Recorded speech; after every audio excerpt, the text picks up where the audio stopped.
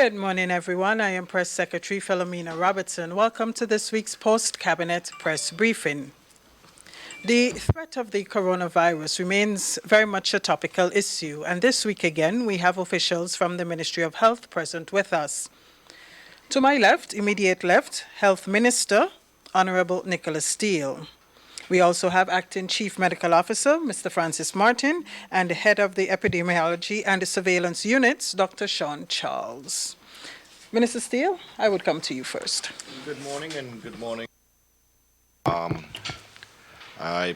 It's again a pleasure to be here for press conference. I wish it was something better that we had to discuss, but what we want to do is to discuss some of the facts, some of the new changes we are seeing with respect to coronavirus, and address any other concerns that you may have. In short, at present, there are 43,106 confirmed cases and 1,018 deaths in China. Dr. Charles and Dr. Martin will help put that into perspective and deal with some of the issues. So let me pass on to them, and then if you have any other questions or concerns, we can address them afterwards. Thank you very much, and pleasant morning to everyone in the room, and also all who is listening or looking at this press briefing this morning. Our role today is to continue to update you on the latest as it relates to the coronavirus, and also to reaffirm or reinforce what we already know, and at the end of it all, today, to reinforce what needs to be done in an effort to prevent the spread of the coronavirus. So I will just start with what is already known, or reinforce some things that we've learned, and we'll ask Mr. Kevel to put up the slides so I can take you through some of the things we know. And I suppose it's reasonable to talk about in a question form, because of course that's most of the questions. Most of the things we get these days are people asking questions about really what has to happen with the coronavirus. Viruses don't survive very long outside of the human host or outside of a cell. And viruses can spend anywhere from hours to weeks outside the human body. So it really is important that we wash our hands and keep our hands clean to prevent you from. So to protect against new virus, you should frequently clean your hands. This is something we've always said. Use alcohol-based rubs, and the alcohol-based rubs must be at least 70% alcohol. So when you do get those alcohol bases, 75% alcohol. So make sure that whatever you use has about 75% alcohol in it. And once your hands are clean, you should dry them. In this instance, I would recommend that you use a dryer and not a towel, because drying your hands with a towel potentially can have not just coronavirus, but any virus at all deposited on the towel, and the second person who uses the towel, you can actually transmit the virus. So drying your hands with paper towel is the best, or using a dryer. And the benefit of the dryer is also that it is hot, and the viruses don't survive very much outside of those temperature. Next slide, Kevin. We have thermal cameras that are able to check person's temperature. The thermometers do not tell whether someone has a virus or not. It just simply says whether the person has a fever or not. And from someone having a fever, our port health officers and our medical professionals at the port will now take that person aside, do some more detailed examination, some more detailed probing questions to identify whether that person is at risk of having the virus. So thermal scanners are effective in detecting people who have a fever, and that's mostly what we use them for. I'm happy to say that we have now successfully installed a second camera at the airport, so that we have two opportunities for identifying persons who have a high temperature at the airport. Next, Kevin. When it comes to treatment, we've said before that there are no available treatment or vaccine for the coronavirus at this moment. However, because the World Health Organization has declared this a public health emergency of international consequence, it has opened up a floodgate of funding and other mechanisms that have been put in place to allow for rapid research and development of vaccines and medicines for the coronavirus. As a result of this, we in the Caribbean, and in particular CARFA, now have the ability to test for the coronavirus.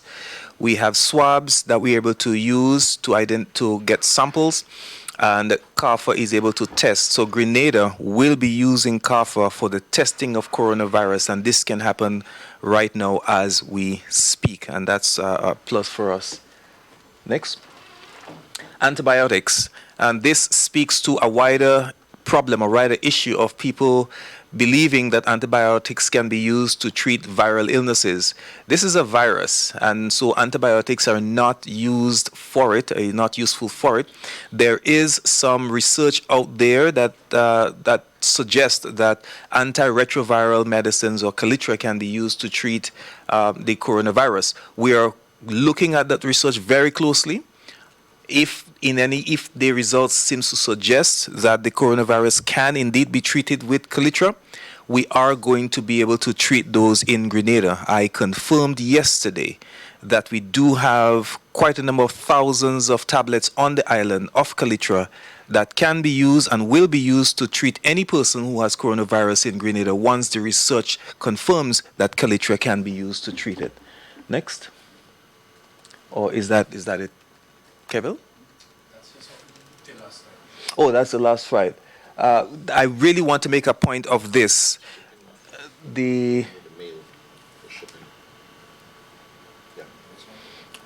Okay, is it safe to receive packages from China?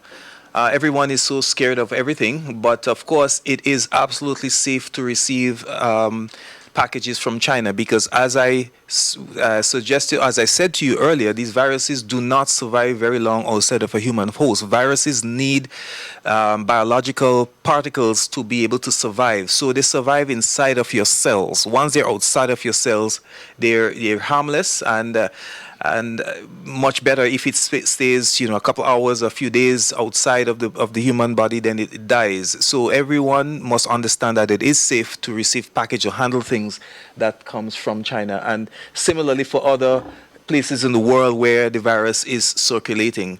As of this point, we have no evidence that the virus is circulating in our region, but we know it is circulating in other places like, France and Germany and England and, of course, China. Next. Do vaccines protect against the coronavirus? Now, vaccines do protect against some viruses. The influenza virus, for example, we do have the flu shot, which is a vaccine that can be taken once a year to prevent you from getting the influenza. There are other vaccines like the hepatitis vaccines that we use in our national formulary to prevent the hepatitis B. We also have the HPV vaccine to prevent from the human papilloma virus. Unfortunately, as of this point, we do not yet have a safe vaccine for coronavirus.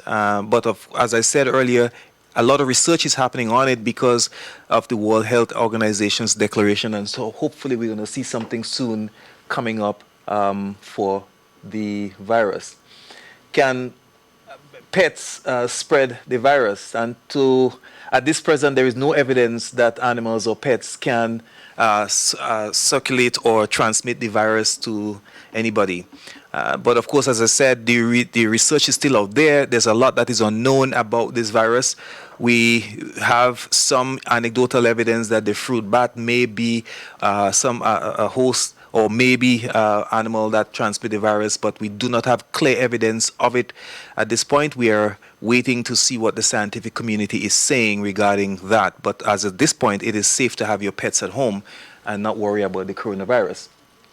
This is a slide that I want to stress, and this afternoon I will be meeting with the Retired Persons Association, because all the evidence regarding the mortality or death related to the coronavirus seems to focus on persons in the older or elderly age group.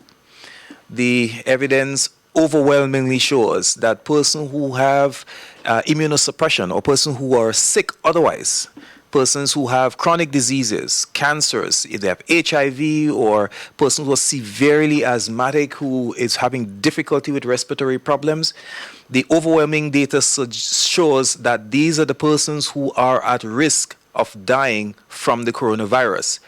Persons over 85, persons over 65 years old. I think worldwide we probably just have one or two, maybe single digits of persons younger that die from the coronavirus, which is very significant because it means that if or when the virus starts circulating in our region, then the focus of our healthcare response should be on the elderly population to ensure that they have optimum health, to ensure that the chronic diseases are being controlled very well, and also to ensure that they're practicing good diet, because we have no doubt that someone who eats bright-colored foods does help to improve their immune system. So our elderly folks, a word to the wise and a word to you is that you should continue to pay attention to your diet. Eat healthy. Have lots of rest, drink lots of water, because you are at risk of succumbing to this virus if the virus or when the virus hits our show. And that is something that I really want to be certain about for elderly folks. We spoke about antibiotics already, and I think this is probably the last. All right. Our epidemiologist will now speak to what you're looking at. Good morning. So, just to summarize, we are approaching a month and a half into this new outbreak, and in total, the world, all right, has confirmed just over 40,000 plus cases. All right, 99% of these cases, or greater than 99% of these cases, have still occurred within China. 24 countries outside of China have reported cases, and there have been just over 300 cases outside of China. Now, it is important to note that in our region, so far only 2 countries have reported confirmed cases, and that is the United States and Canada. And what is encouraging is that we are not seeing untoward or continuing human-to-human transmission in those countries. Now, the graph here the slide here illustrates what is happening in terms of the number of new cases that are being recorded on a daily basis. And what is encouraging is that we see sometime around the 4th of February, the cases have peaked, and we are seeing a gradual trend in decline in the number of new cases recorded each day. We must remember that there is a lag in with regards to the implementation of public health measures to control the disease, and actually seeing the results of all of these measures that are taken. And if the trend, as I said, looks encouraging, we still have some work to do. But what can be seen is that we are now observing a gradual decline in the number of new cases that are being recorded on a daily basis. And this is something that is encouraging. It means that we are seeing the results of all of these measures that are being taken globally in order to address and to combat this new public health threat. I want to add some things in regards to what Dr. Charles have just indicated, that early evidence is that the number of new cases are decreasing. We also have, we recognize evidence to show that more than 80% of the people who are infected with the virus, they recover and they do very well. And I think this is extremely good news for us in the sense that while we are faced with this undaunting task of having to manage coronavirus, the evidence suggests that more than 80% will get better and are discharged. We still are concerned because there is a 18 to 19% serious cases that can occur, and that can be a significant health burden for us if 20% of the people who get sick actually become very serious and critical. So it's really important for us to follow the guidelines and follow what we need to do to prevent ourselves from transmitting this virus. But overall, the picture is beginning to give us some sense of not security, but some sense of guarded caution that it may not be as serious in terms of the death toll from it as initially feared. Thank you, doctors. And I just also want to make one other comment. We at the ministry are making sure that we're confirming that, as you know, there are a lot of stories circulating on social media. And one of our jobs is to make sure that we filter out what is true and make sure that you get the truth, and we dispel what is not facts. So I want to take this opportunity to say that I have spoken to the Minister of Health of Jamaica, and he has confirmed for me that there is one individual, a female individual, who is in quarantine in Jamaica, who has developed symptoms of a minor fever. As a result, because that person has a travel history and was in quarantine and has now developed a mild fever, the possibilities are higher, and they are awaiting the test results. It could be positive, it could be negative. They are awaiting the test results. We do not test individuals, Dr. Charles and Dr. Martin can confirm. Individuals throughout the entire Caribbean are not tested unless they show symptoms and some sort of travel history or connection. So we will inform you, as will the Jamaican authorities. They have an obligation to inform the world the same way we would. So we will keep you updated on that as we hear from the Ministry of Health in Jamaica. Thank you. Thank you very much, Minister. Before we go to the floor for questions, I just have Dr. Martin seeking some clarity here. You mentioned that testing will be done through CARFA. What is the turnaround time on the testing?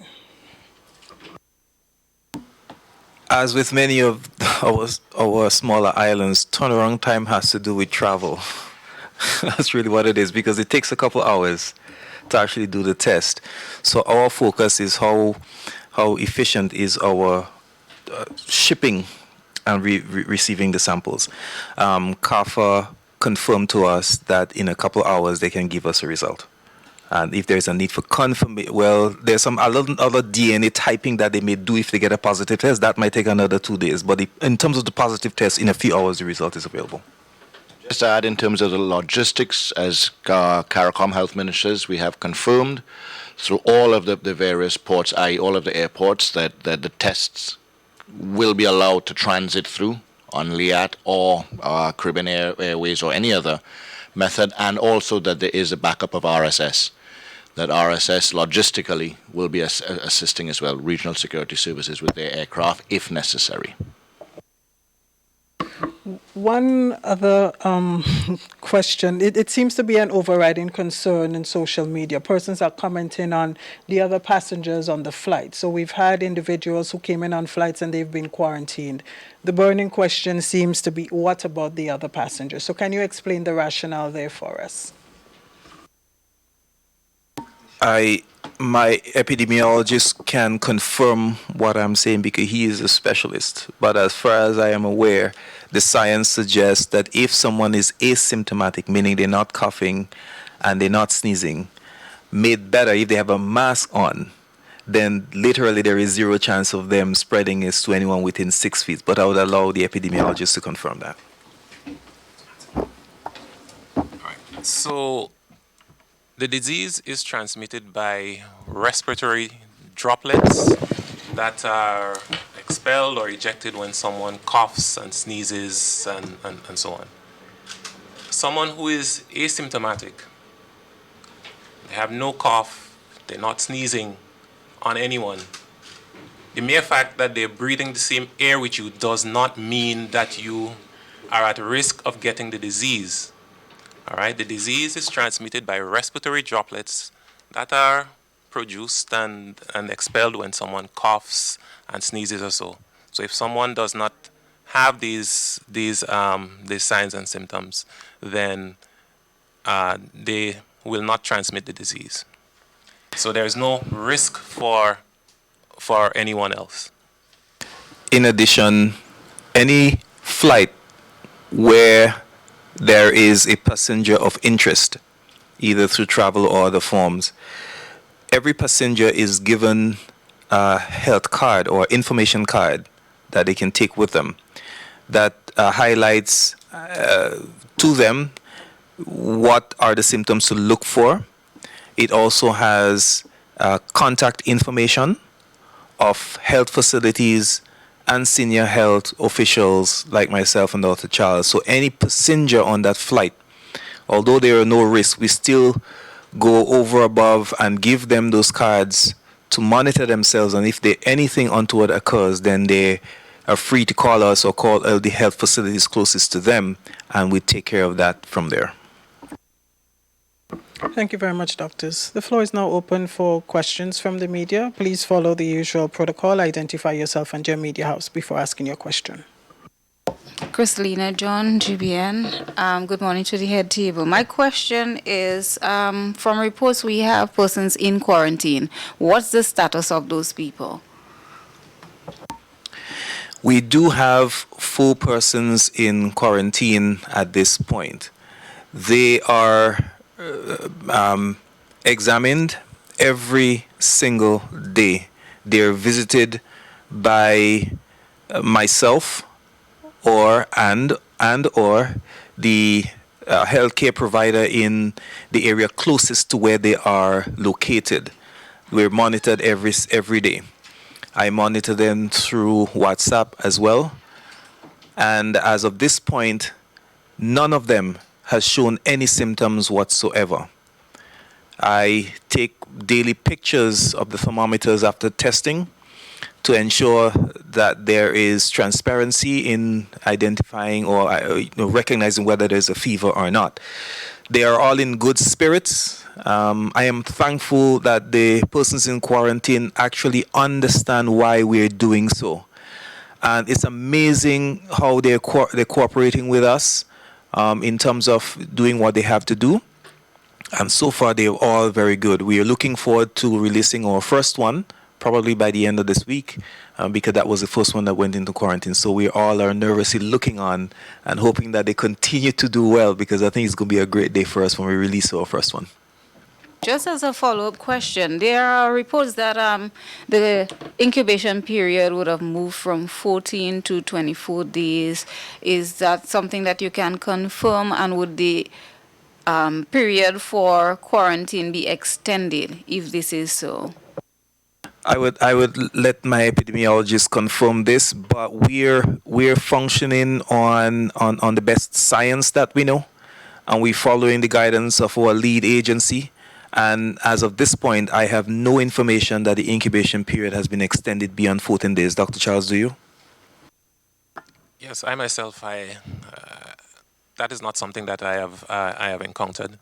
The incubation period that is accepted worldwide is up to 14 days, and it is the same period that is being applied basically in all countries throughout the world. Information says that it's transmittable between 3 and 9 days, and that's why the world has gone to 14 days. That there is absolutely no information of it transmitting after 9, but they do 5 days extra. That's what we've been given.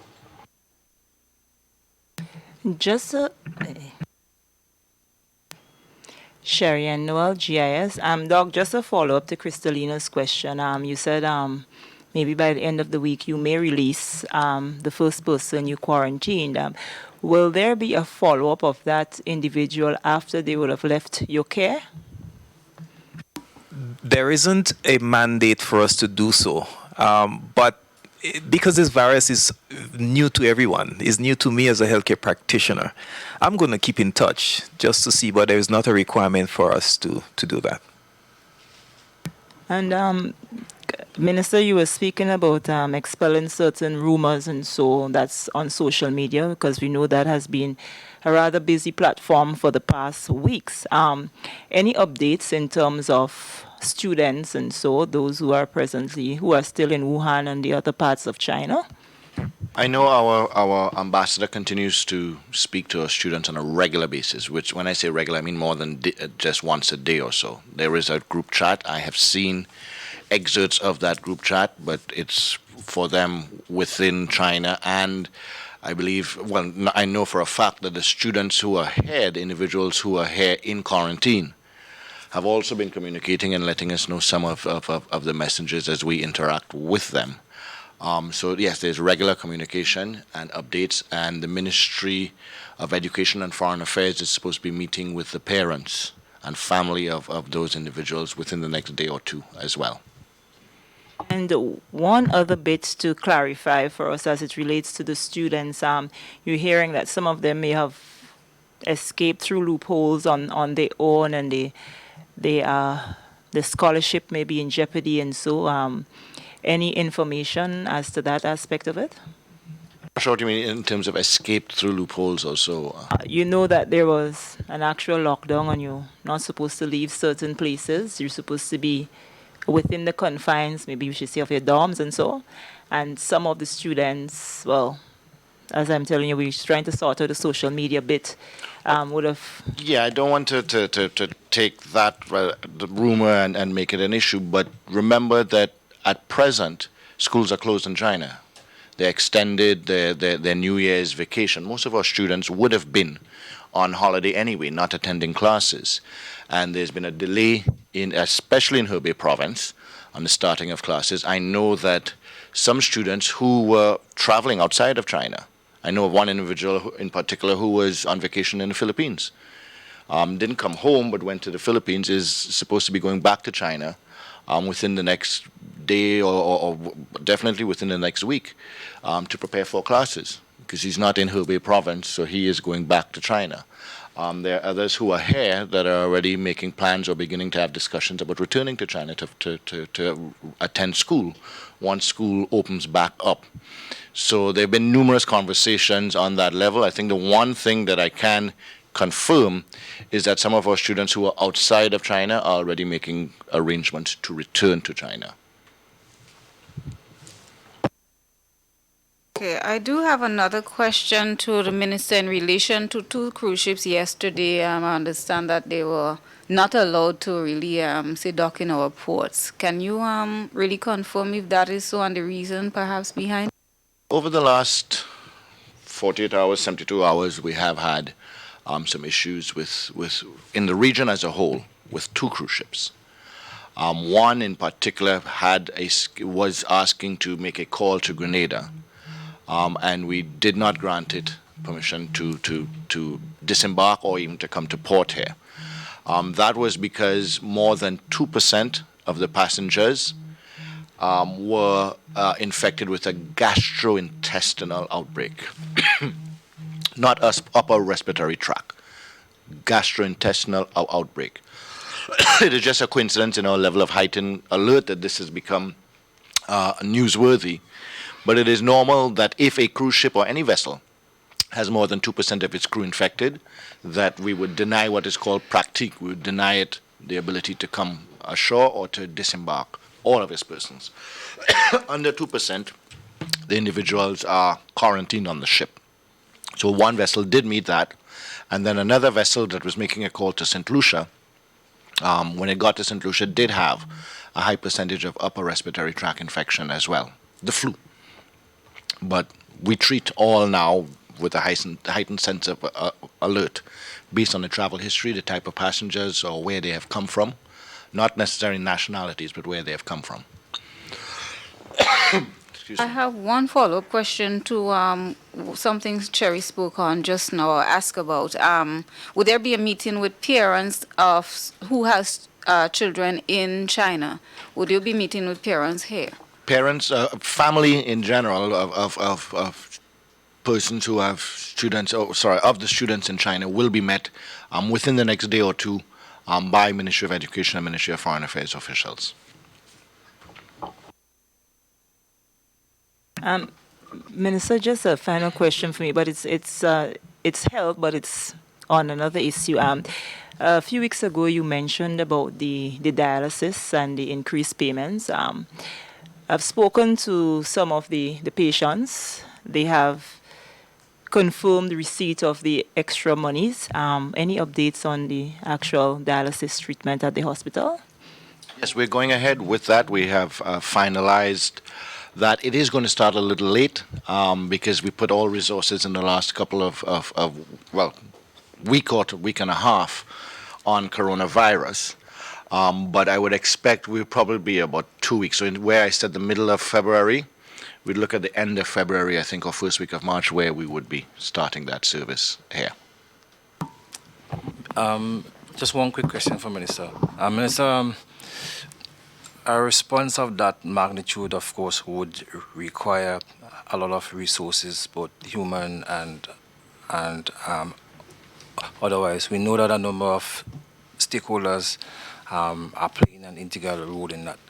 Just from the top of your head, can you maybe just give a rough estimate in terms of dollars and cents how much it might be costing your ministry, not necessarily the government? I'm asking that question because I know people out there, they are somewhat iffy as to what is going on, and because we have not been highlighting numbers and so forth, they still think that more should be done. So just to put it into context, because responses are never cheap. To date, for instance, and you can extrapolate from that, we would have had in stock 8,000 masks and personal protection. We have ordered an additional 10,000. So we've doubled what we would have had for the year, because we rarely do use those. Those would be used mainly in the hospitals or so. So we've doubled that. The measures to quarantine also comes with a significant expense, because it was important to us, it was important to me in particular, that these individuals were made as comfortable as possible while under quarantine, because they had just traveled. Two, they are our children who have come back home. For whatever reason, they have gotten out of a stressful situation. We want to make sure that they're comfortable. That comes at an additional expense. The other measures with respect to, as we've said, we've put additional cameras up at the points of entry, particularly Maurice Bishop International. There is coordination between us, Airport Authority, and St. George's University for isolation equipment. They will be stepping up on that, so that will be threefold instead of just the Ministry of Health. So it's ongoing. It is ongoing. Some of the measures were already taken, already planned, already put into effect, because we've recently had an Ebola international scare. It is dealing with contagious diseases. So many of our healthcare workers too, they should be reassured this is a contagious disease, not much different to the other contagious diseases called the flu, or with flu-like symptoms. So the measures are similar, but in this instance, we are using this, as Dr. Charles and Dr. Martin have been saying, to do public education as well on just proper cough hygiene and sneeze hygiene, etc., and washing hands. I would expect, or we would hope, that as a result, we would be able to prevent the novel coronavirus coming to Grenada, but also quite possibly would see a reduced flu season in terms of the number of victims, because we would all be sensitive to cough and sneeze protocol and washing of hands, etc., and be concerned about our own hygiene and healthier eating in preparation for or in the what-ifs. So from that point, the travel ban that has been implemented by us and most of the other countries in the region will have a price.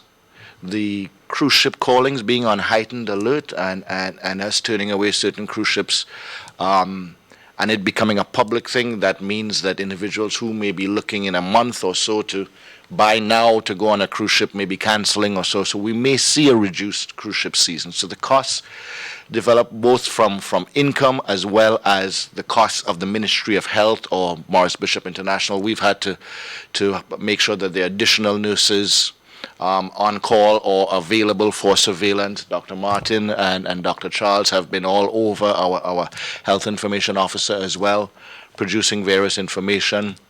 We had a web conference with ministers of health, and there will be another one. Well, there are going to be weekly meetings with the ministers of health and Pan American Health Organization. Thankfully, those are going to be done by webinars, so we are not traveling. But it continues that we will be adding those costs.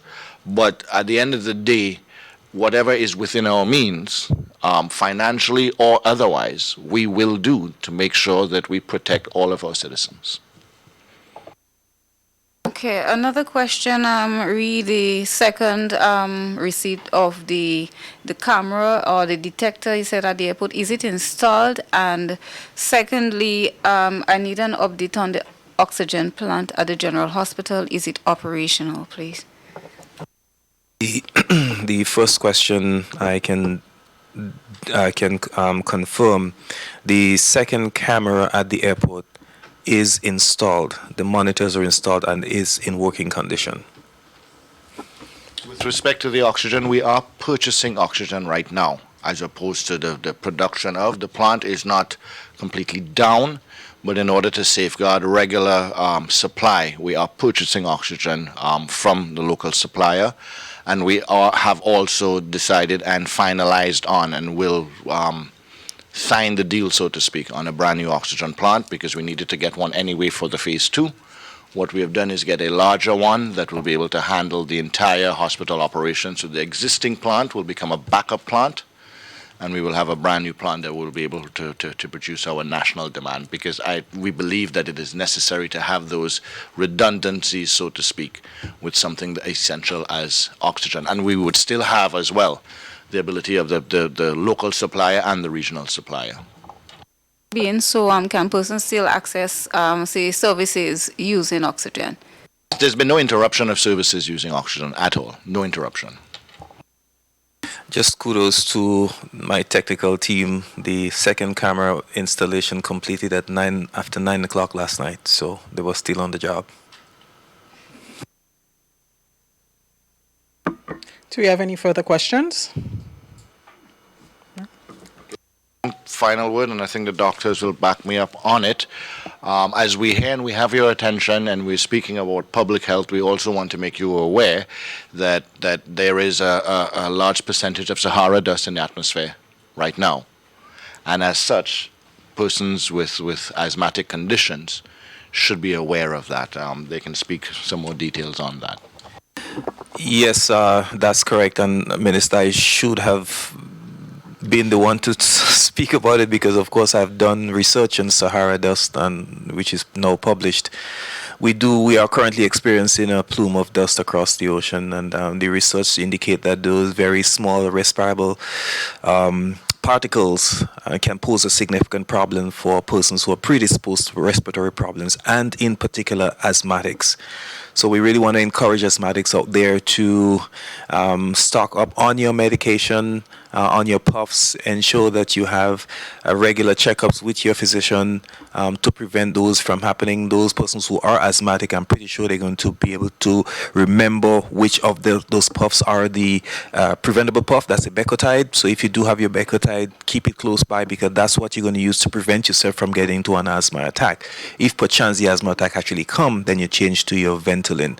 So I really want to do this because while we do not see mortalities or deaths from asthma in this modern era, because we really do have good control over it, it is not impossible. Persons can still succumb to it. So really will encourage everyone to be careful with this. Affordable medication.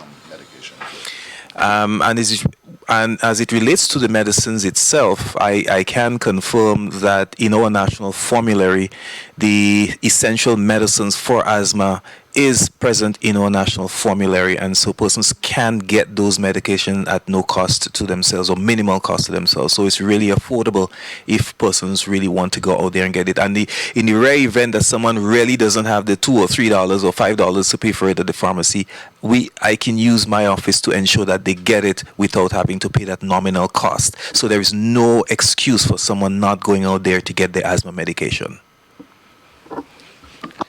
Thank you very much. Any closing comments from the head table? I would just say that hygiene has been probably the most important public health measure that has contributed to the reduction in death and disease over the years. And it is not surprising that even with this new disease, all right, it is the same practices, the same good health practices, common hygienic practices that are recommended to prevent everyone from getting this disease.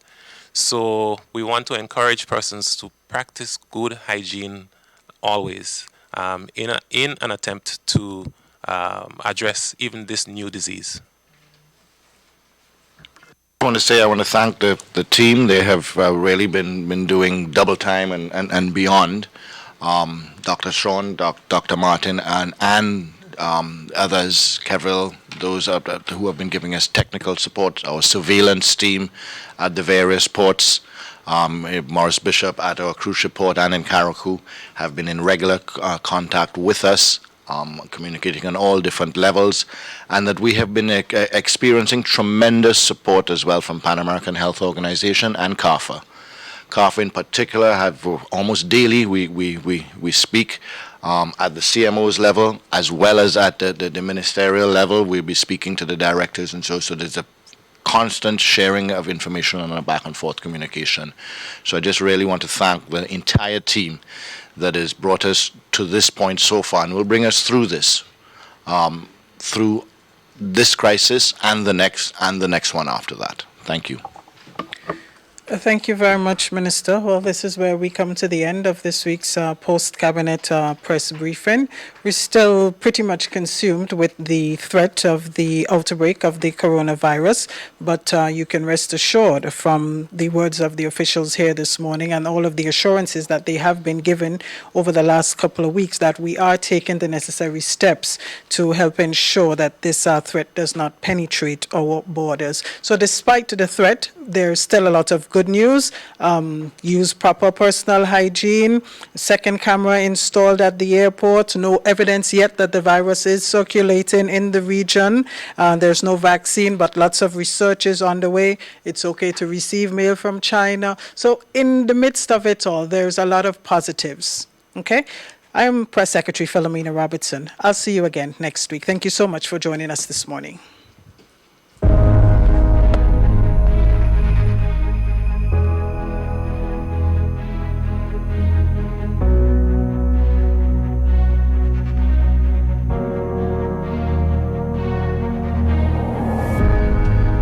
Stay up to date with all that's happening with the new national party, NNP. Send us a message via text or WhatsApp on 405-8683 with your name, email, and constituency. Stay in the know with NNP. Get updated.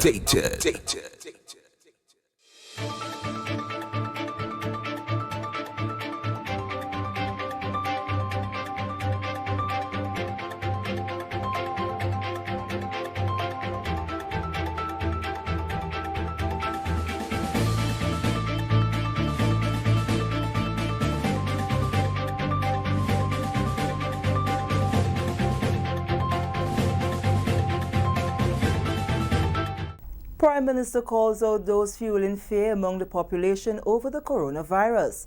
Details to this story and more in the National Report.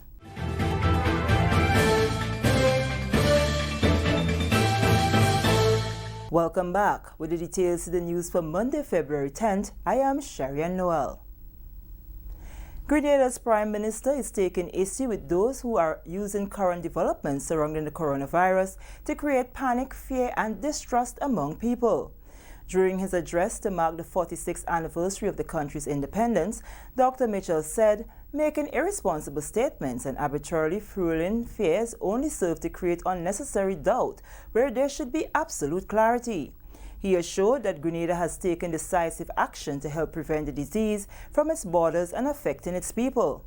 We are guided, sisters and brothers, by the expertise of the organizations such as the World Health Organization, the Pan American Health Organization, the Caribbean Public Health Agency, and our own Ministry of Health.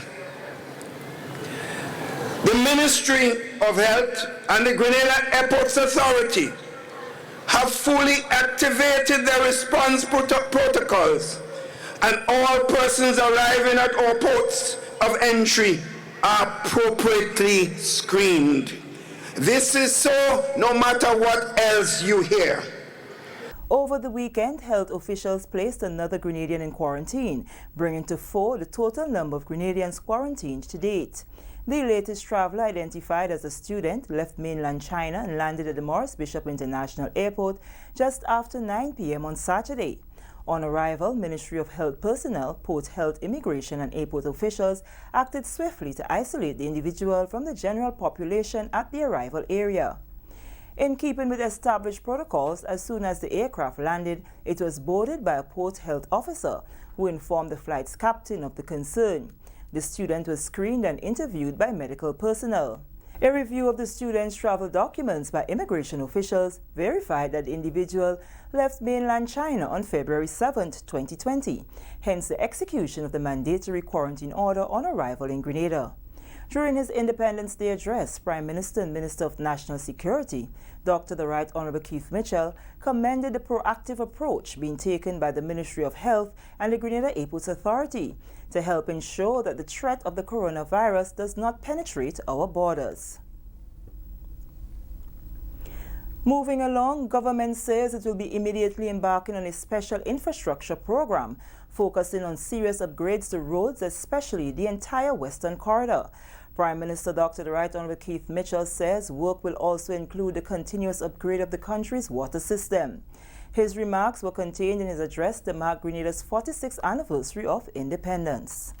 There will be interruptions in accessibility, but we are determined to minimize and ultimately eradicate the implication that fallen infrastructure will have on our livelihood. Further changes will be made in the diversion routes as we seek to ease the inconvenience experienced by many at this particular time. Dr. Mitchell also used the opportunity to touch on the troubling subject of child abuse, pointing out that government alone cannot successfully win the fight against this scourge. Dr. Mitchell said all must be involved, since standing in silence can be interpreted as complicity. The government will make every effort to strengthen the law and other infrastructure with those guilty ones and seek recourse and assistance for the victims. However, our preference is not to have any victims at all. This is a national report. More news after the break. Kayak Mass 2020. February 15th to February 25th in the Real events, making one spectacular carnival. Saturday, February 15th, Children Mass, Frolic, and the Big Show. Thursday, February 20th, Queen Show Night. February 21st, Soca Monarch. Saturday, 22nd, Jab Convention, Calypso and Groovy. Sunday, February 23rd, Monday, Juve and Monday Night Mass. Tuesday, February 25th, Shakespeare Mass and the Last Lap. All the major MCs and DJs will be inside Kayak Mass 2020. Make reservations and book now. Welcome back. The U.S. government has contributed $1 million to Grenada to upgrade the Coast Guard drug interceptor vessels. This project, called the Safe Boat Midlife Upgrade, includes a complete vessel overhaul, new engines and spare parts packaged to support the vessel. This work, conducted by Southcom's Technical Assistant Field Team, TAF, and Naval Facilities Engineering Command, began on January 10th and is expected to end on April 2nd.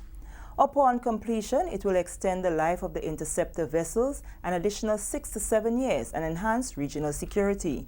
On Independence Day, U.S. Ambassador to Grenada Linda Taglialatilla observed the upgrade of 2 Grenadian Coast Guard drug interceptor vessels as part of the $1 million contribution from U.S. Southern Command. The United States originally provided these 2 safe boats to Grenada as part of Caribbean Basin Security Initiative grant in 2012. From 2010 to 2018, the United States has committed over $556 million for CBSI through the region. In the next few months, St. Kitts, Dominica, and St. Vincent will also receive vessel upgrades. This vessel upgrade continues Southcom's enduring promise of regional support and security cooperation to Grenada and the Eastern Caribbean, supporting national border security, protection of territorial waters, and countering the illicit drug trafficking.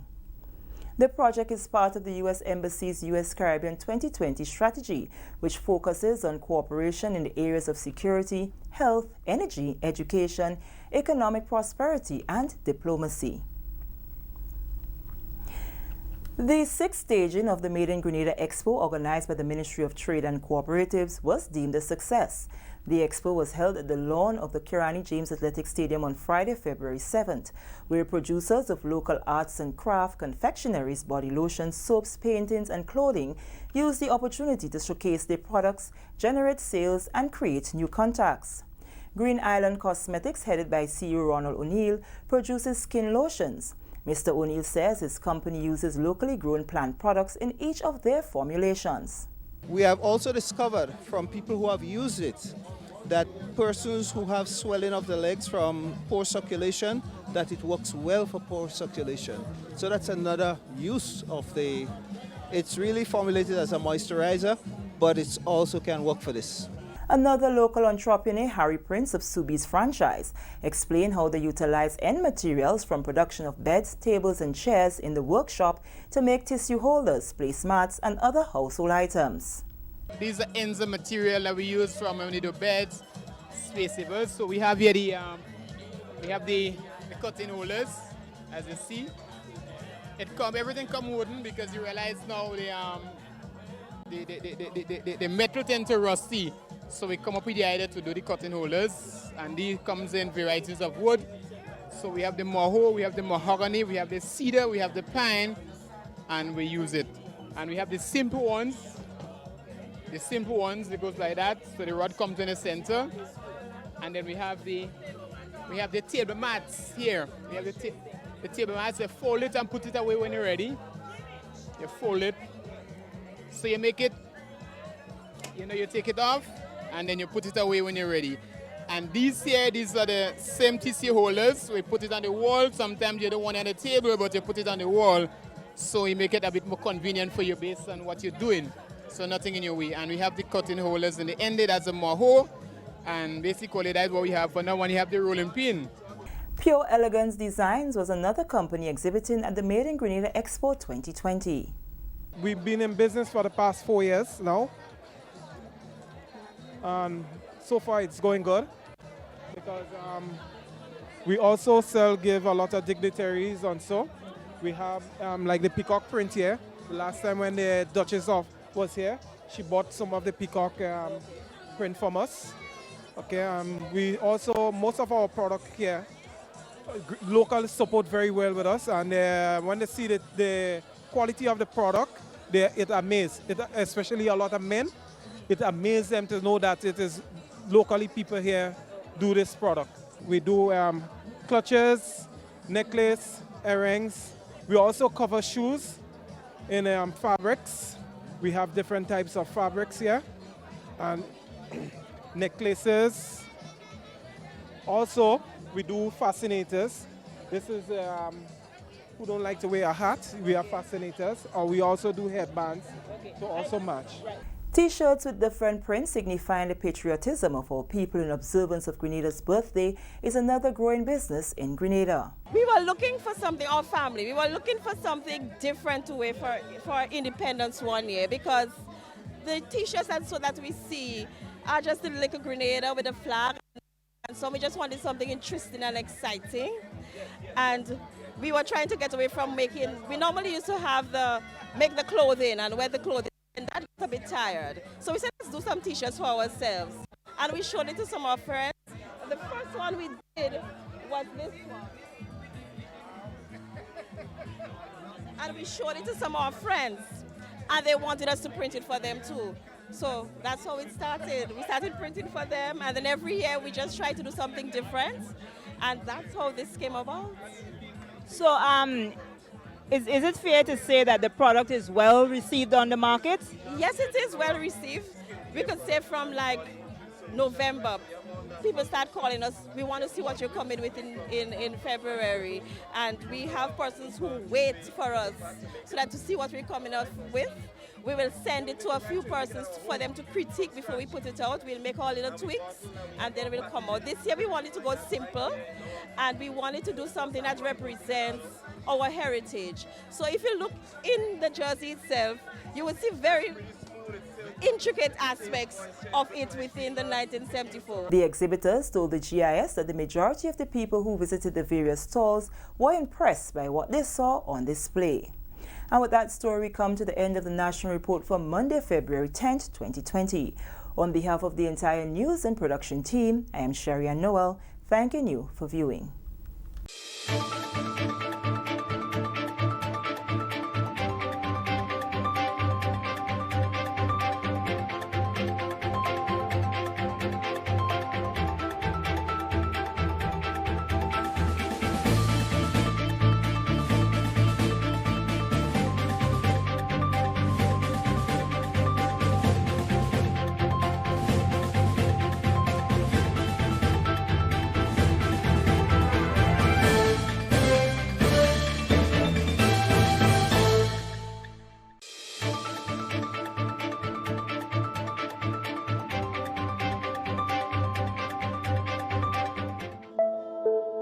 So we need to get the facts straight. How does this virus work? How does it transmit?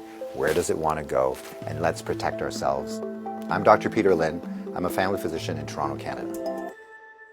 The coronavirus is a family of viruses that can cause as mild things as just a common cold, all the way up to SARS or MERS. These are these bad pneumonias that we're talking about. And basically what these viruses are, they look like a tennis ball with all these spikes sticking out of it. And depending on the type of spike, it allows that virus to attach to certain places. So some viruses, they have the spike that attaches to your nose. So basically you just get a common cold. But the SARS virus and this new virus that we're talking about has the spike that allows it to attach to the cells in your lung. And when it attaches there, it puts in information to make photocopies of itself. So it uses our equipment to make more viruses. I'm declaring a public health emergency of international concern over the global outbreak of novel coronavirus. Most of the coronaviruses live in animals. In this particular case, it was from Wuhan. There was a fish market where they were selling live animals. And the thought is that the virus was in a live animal, then it crossed into a human. But then what we found was that people were getting sick in terms of healthcare workers, in terms of family members that were looking after them, which now meant that the virus can pass from human to another human.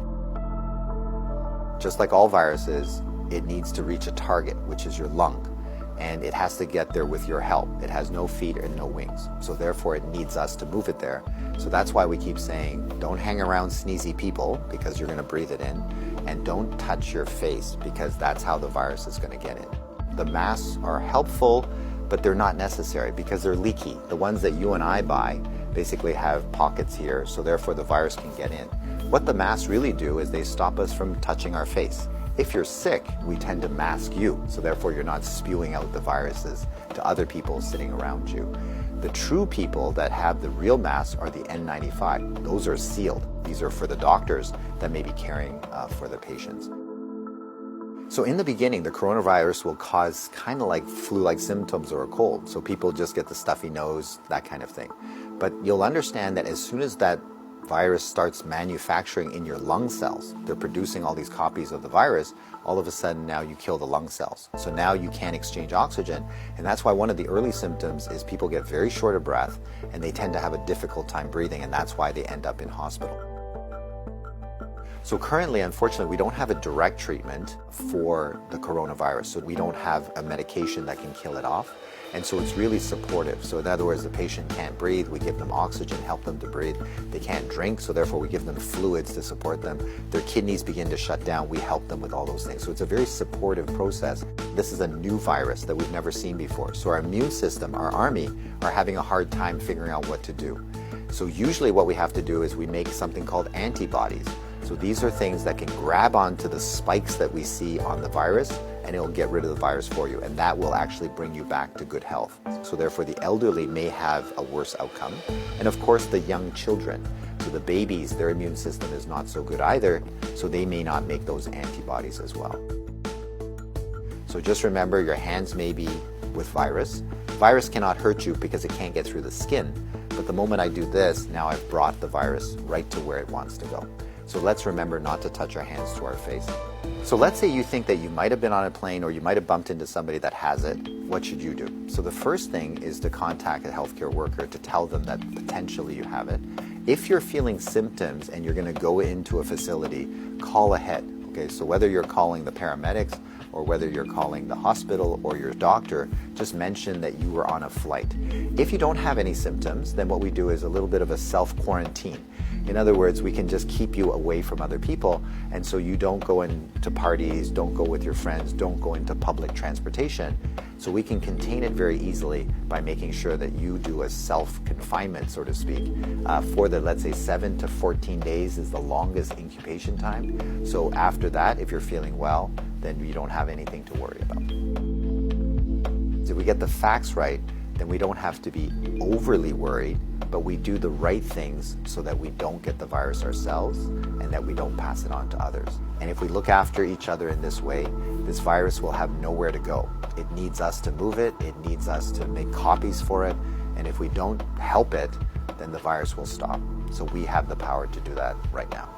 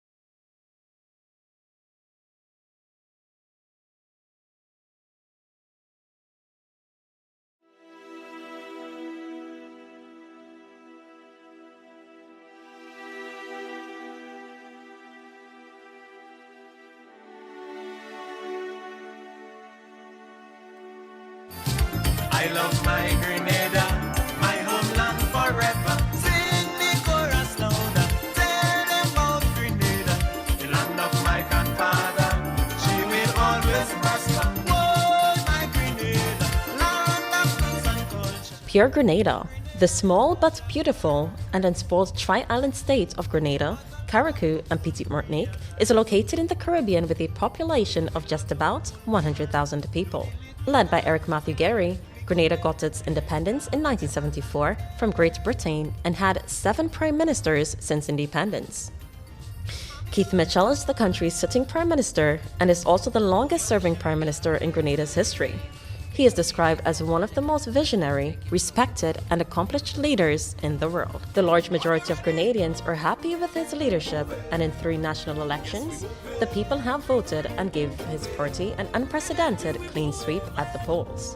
Prime Minister Mitchell has guided Grenada through difficult periods such as the rebuilding process after the passage of Hurricane Ivan in 2004, and the rebuilding of the economy after 5 years of the NDC administration that ran 2008 to 2013. During that period, the NDC government became bankrupt and was unable to manage the economy.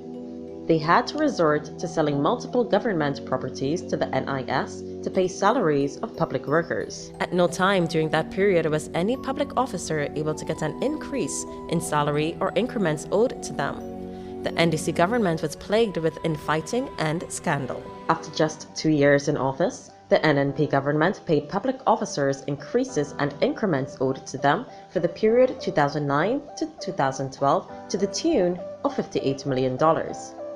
An additional 10% increase in salaries was paid for the period 2017 to 2019. A total of over $110 million was paid during these periods. Officers have been relieved from financial uncertainty as they have been receiving salaries on time every month thereafter. With support from social partners, government was also able to successfully implement a 3-year homegrown structural adjustment program. As a result of this remarkable leadership and ability to manage the economy, the World Bank, in 2018, recognized Prime Minister Mitchell as the most outstanding finance minister in the region. The country continues to move on an impressive upward trajectory and is promoted as a model destination and economy not merely in a regional but international basis, as investors have been finding Grenada to be a safe, peaceful, and excellent climate to do business. But how is the NNP government seen locally? The party has been branded by the majority as a party for all that has transformed the economic landscape of the country while providing for the social needs of ordinary people, especially the poor and vulnerable. This social approach of the government has been attacked and labeled by the NDC for the needy and greedy. Although this labeling has angered many Grenadians across party lines and has attempted to sow seeds of discord among various socio-economic groupings, the NNP has remained steadfast in its philosophy and continues to support the poor and vulnerable. Over the last 7 years, over $70 million was spent on house repair. Additionally, 353 housing units were distributed to families throughout Grenada, and 647 more are currently under construction. Hundreds of scholarships are granted every year as a strategy to lift families out of poverty and to empower them. That is why the government spends more than $50 million every year to support Grenadian students studying at universities in Grenada and abroad. As a means of providing further support to families, government paid out over $17 million through the SEED program to assist parents to support their children's education and to meet the basic needs of senior citizens. The government plans to further expand its social programs in 2020 so more people can benefit. To be able to sustain these social programs while at the same time investing in major capital projects such as road enhancement and community development initiatives, government has adopted a multifaceted approach to raise revenue. One such means is the Citizens by Investment program, which has led to significant investment opportunities. This has had a ripple effect, resulting in thousands of jobs for locals and increased business for local companies. It has also reduced the need for increased taxes. In addition to the many projects already started, such as the Silver Sands Hotel, which opened about a year ago, at least 4 more hotels are earmarked to start construction work in St. Patrick's and St. David's. Projects that will rebound to significant benefits for people in the rural parishes, including farmers, fishermen, and the unemployed. This multi-pronged approach to economic development can explain why the government, on returning to the office, has been able to reduce unemployment figures from over 40% under the NDC in 2013 to 15.1% in the first quarter of 2019. Government's focus is now on developing a comprehensive training program to prepare people for thousands of jobs that are forthcoming. The government must be credited for a huge reduction in the national debt.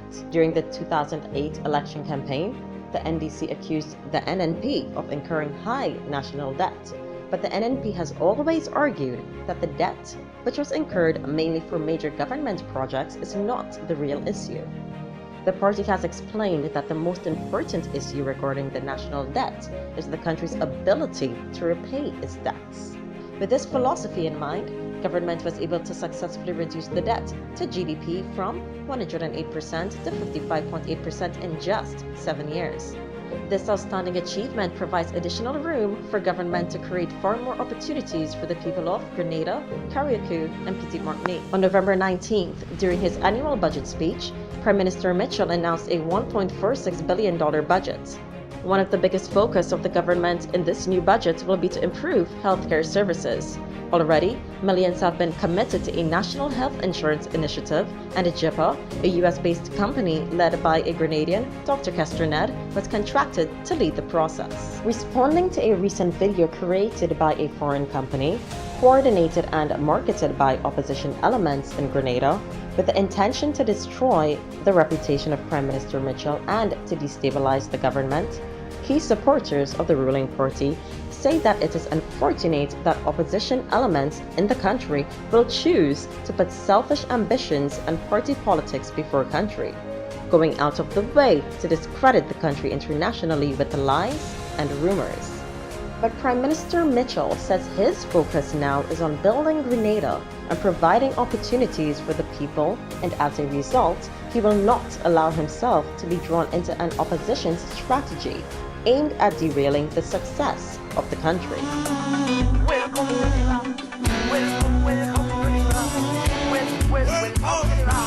Despite the local party politics in Grenada, the tri-island state of Grenada, Carriacou, and Petite Martinique continues to be a shining star in the region and a beacon of hope for the economic prosperity of the Caribbean region.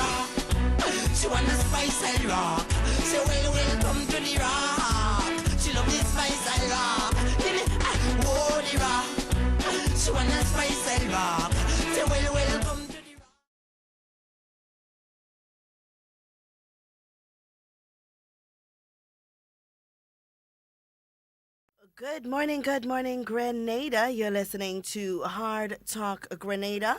A special good morning to those of you joining us on 97.5 City Sound FM, 89.5 CRFM, 92.9 Sister Isle Radio, broadcasting from Hillsborough, Carriacou, and of course 94.9 We Noise Radio out there in Brooklyn, New York. A special good morning to those of you joining us on the live videos, whether it's on Facebook or on YouTube. A special good morning to you. Remember to like the live, share the live, call somebody. Let them know that we're having a really good discussion this morning and they should listen. They should be a part of and contribute. This is your opportunity to ask all of your questions, of course, as we mentioned yesterday, as respectfully as possible. Don't give me a reason to have to cut anybody off. We are trying to be as respectful as possible. So you will get an opportunity to answer or to ask your questions and have them answered at some point during the morning. But with me in studio this morning, I have two very handsome gentlemen, Mr. or Dr. I should say, Francis Martin, and of course, Mr. Kevin Frederick. Good morning, gentlemen. Good morning. How are you? Good morning. I'm well, thank you. Great, thanks. Wonderful. Well, we all know why you're here. Of course, this is a burning issue for a lot of us as Grenadians, and not just Grenadians, but I think the world on a whole is really at the edge of their seats. We're really uneasy once again as it relates to this epidemic that is the coronavirus. We've gone through the rains. We've had the Ebola. We've had the H1N1. We've gone through it. I mean, this procedure, this process, this feeling of fear is not new to us, you know. But I think that with information, it really does ease the mind of a lot of people, you know. And I'm hoping that people listening are open to the information that they receive, because sometimes we ask for information and when we get it, we still didn't want to receive it the way that it's given. Oh yeah. You know, but I'm hoping that, you know, people are open to receive the information that they are getting. So let's just get right into it, because I know the burning question on everybody's minds is, what are we doing, and are we really prepared for an incident of this coronavirus? What are we doing? Well, I always like to start from the beginning. Yes. And just to indicate and sort of confirm that you said that the world is now again on its feet, because for yet another time in our history, a virus had mutated enough to be able to jump from animal to humans. Right. And not just animals to humans, but are actually being transmitted in between humans. And as you said, we've been there before and we came through it and so on. And because it is a new virus, there are no treatment for it, there are no vaccines for it. But the good thing about this particular virus is that the mode of transmission is in itself a way to protect ourselves, and that is it is transmitted through droplets, touching, wiping your. It's just as how the cold is transferred from one person to the next. Is the same thing, the coronavirus, and hence the reason what we're doing exactly what we would do if someone had a cold.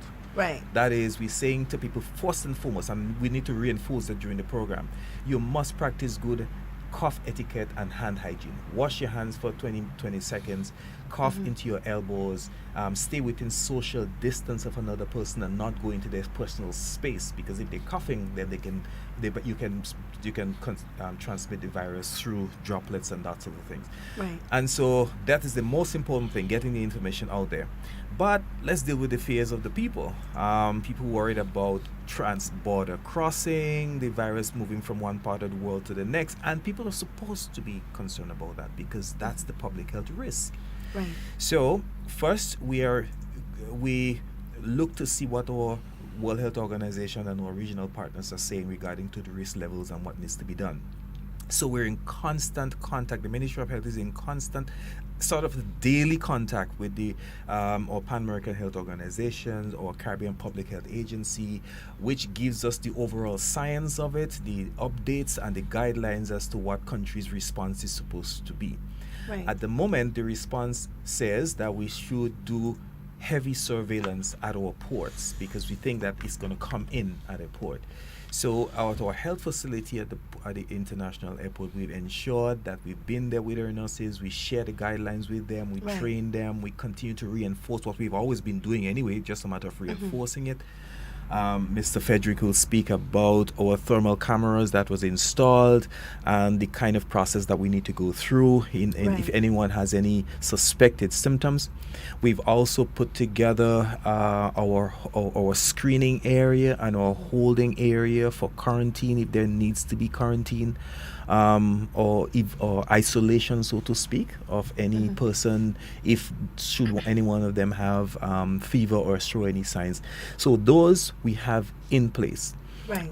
Further to that, we are in constant communications with the administration of the airport to be able to send up the passenger flight list. Okay. And the list of flights that are coming into the country, when they're coming and what time they're coming, so that we mount an adequate response at our port at the airport. Okay. Within our health facilities itself at the hospital, we've made arrangements to have quarantine areas. We've made arrangements to have isolation areas, and the arrangement were not just for one isolation if needs be, but we've also made arrangement if there is a need for mass isolation. Right. Let's say there is a whole plane load or something like that you need to put into isolation. So those discussion has been ongoing. As the virus evolve around the world and as we see what it is doing, we'll be able to mount response as needs be. All right, wonderful. Now, I know the question on everybody's mind is that enough? You know, is it in collaboration with, or is it in sync with what other countries around the world is doing? Is it up to standard? Is what Grenada doing up to the standard of what is expected internationally? Well, that is relative, but countries' response would be dependent on so many other things. Countries' response will depend on the economy, depends on their size, it depends on the kind of relationship that they have with. And so countries have a right to respond as they want to respond. For small island developing states and for developing countries like Grenada, our response cannot be the same as that of Britain. Of course. But what we do, we rely on the science, and not just on the science, we rely on our public health agency in the Caribbean, Pan American Health Organization and World Health Organization, who constantly updates us as to what small island developing states needs to do. So whatever response we're going to give, it will be in line with what is recommended for small island states like ours. Now, Mr. Frederick, I want to move to you because I want to hear more about these thermal cameras, because I think a lot of people don't understand really what it's about. They think it's just a camera, somebody passes in front of it and it tells you if the person has a virus or not. So can you explain to us a little bit more about what this technology entails? Okay, before I do that, let me just echo two important points that Dr. Martin raised. And I'll start with the latter first, when he made mention of, are we doing enough? We are guided by risk communication strategies. As he said, right, it depends on what needs to be done. Right. Now, so as we sit here rather, this is our risk communications handbook. That's the guidelines. Right. As you would, if you look carefully, we were at level green. That's when we had low risk, very, very low, nothing happening. It's like on the traffic light, all clear, you can drive. Right. Now, we have since moved to guarded, which is blue. Right. Now, and this has been shared with our CAFA network. CAFA had input in it. Dr. June Murray from Pan American Health Organization, who is an expert who was down here when we did our IHR review and spearheaded that mission. He also had input in this. Now, if we need to move to a higher level, we will. Right. So we are guided. However, as Dr. Martin was saying, people must understand that Grenada and other countries in the region, right, tops the prostate cancer rates in the world. But we have small populations. Why? Because it is per every 100,000 capita. Right. So it may sound funny. Well, Grenada has just under 110,000 people. The US has millions. China has millions. But yet we are on top. So people must understand the dynamics and profiling of how those things happen. So it's not just that, are we doing enough? We are doing what we ought to do in a systematic fashion. We cannot just jump and do it. Right. Now, to answer the question on the thermal cameras, the cameras were installed a couple of years ago, right? We kept monitoring, maintaining. It is good working cameras. As a matter of fact, when the camera was installed, it was just after we came out of Chick-fil-A. Right. And we moved to Zika, so it was there during Zika. Right? Now, recently what we did is that we repositioned the camera for better capture. And I am one of the persons who installed, commission and maintain the camera. So I could actually tell you how it works firsthand. Now, when you enter into the arrival area, you will make a right turn. the camera captures you from there. You're not really going to notice what is happening because it's an automatic system. Right. However, the camera can scan you from this side. It doesn't mean that you have to be facing head on. It will pick you up from this side when you make that first turn. And when you're coming up, it captures you direct dead on target. So your forehead is in the camera. So that way you're walking towards the camera. Yeah. It captures you there likewise. Now, based on the clinical case definitions and so forth, you will then adjust the temperature readings that you're looking for. So let's say, for example, I think it was in Zika, we were looking for something about 35, 36 thereabouts. Right. So we set it at that, right? So that's what we are looking for. Sometimes what we do is that we may even set it just lower. So once you come in and your temperature hits that mark or it goes above that mark, you will not know, but the nurses will know because the system will alarm. It is going to alarm very loud, but you, the passenger, will not know. Right. You may just see one of our nurses come out and ask you to come out of the line, and you might be wondering why. Right. But on the back end, that's where everything takes place. Right. So, and I read on Facebook, if it is just a facial recognition camera, there are certain things we would not speak about for safety purposes because you have security and safety as well. It's an airport we are dealing with. Right. But rest assured that once the camera records your temperature, it dumps your photograph down on the bottom pane. Right. The camera can hold up the device rather, and system can one device can accommodate up to about 4 to 6 cameras. Right. We have 2 cameras at the airport. One closer to the main entrance, that's the doorway, and the other will be positioned up at closer to the kiosk area. So it captures a wider span. Right.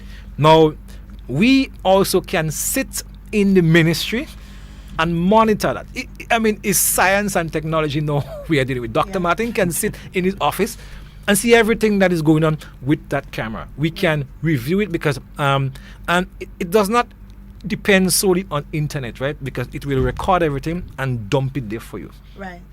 So a nurse or any one of us with the clearance and the access can then go in and review everything. It makes it even easier now for contact tracing because people were talking about when they leave the airport, what happens. Yeah. So, my friend, you cannot really beat the system. Right. Because it will record your face, and we have that. So we could track you. There's something called, likewise, the JRCC. We work closely with them. It's a CARICOM crime and security unit like. The JRCC, how they work? Now, we have electronic passports, right? Once you book a flight right now, you must give your passport number. Of course. So we know where that is going to be originating from. Right. When you go into the transit and everything takes, you are going to be scanned again. Everything coming through. Right. I will give you an example. The Zika outbreak, Dr. Mitchell was CMO. Dr. Martin was SMO. We got some information from, he was at the time Superintendent Prince in charge of the immigration. And we got information from the JRCC. That's quite up. So we're talking about they are in Barbados, right? We knew that an African national was sitting in Florida, coming to Grenada. We knew what time, right? The seat number, and we also knew where the flight originated from and what flight they are coming in on. Wow. We were at the airport awaiting the passenger, and that is serious. Ask Dr. Mitchell anytime. So the people who are doubting the capabilities, we understand why, and it's because they do not know. But like I said, we cannot speak about every security feature or measure that is at the airport is a highly secured facility. Understood. But rest assured that we have a system. As a matter of fact, I could tell you that when we got our systems, Trinidad had asked about our systems, and Dr. Michelle will share that information with you, because we were the first in the entire region to have that type of system. Wow. So people will talk and make all kind of statements, but they don't understand what is going on. Of course. I always say information is power, but of course, we also have to understand that there's something called security, and there's something called confidentiality. And information management. Everything can be shared. Exactly. But sometimes I believe that as Grenadians, we don't trust our own system. And that is a very dangerous thing for a people, to not trust the system that governs you, or to not trust the system that you're a part of. And we understand that people are skeptical and afraid and concerned, and as they should be, in right. But with all of the fear and with all of the concern, we must still be cautious in terms of the information, not only that we receive, but the information that we share. It's okay to receive information. It's okay to do our research and to share what we've and to read what we've discovered. But it's what we share.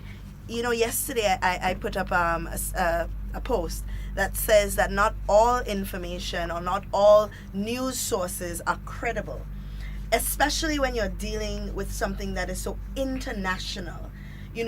We can say, okay, well, we sit here and we take information from GBN and MTV and now Grenada and so on.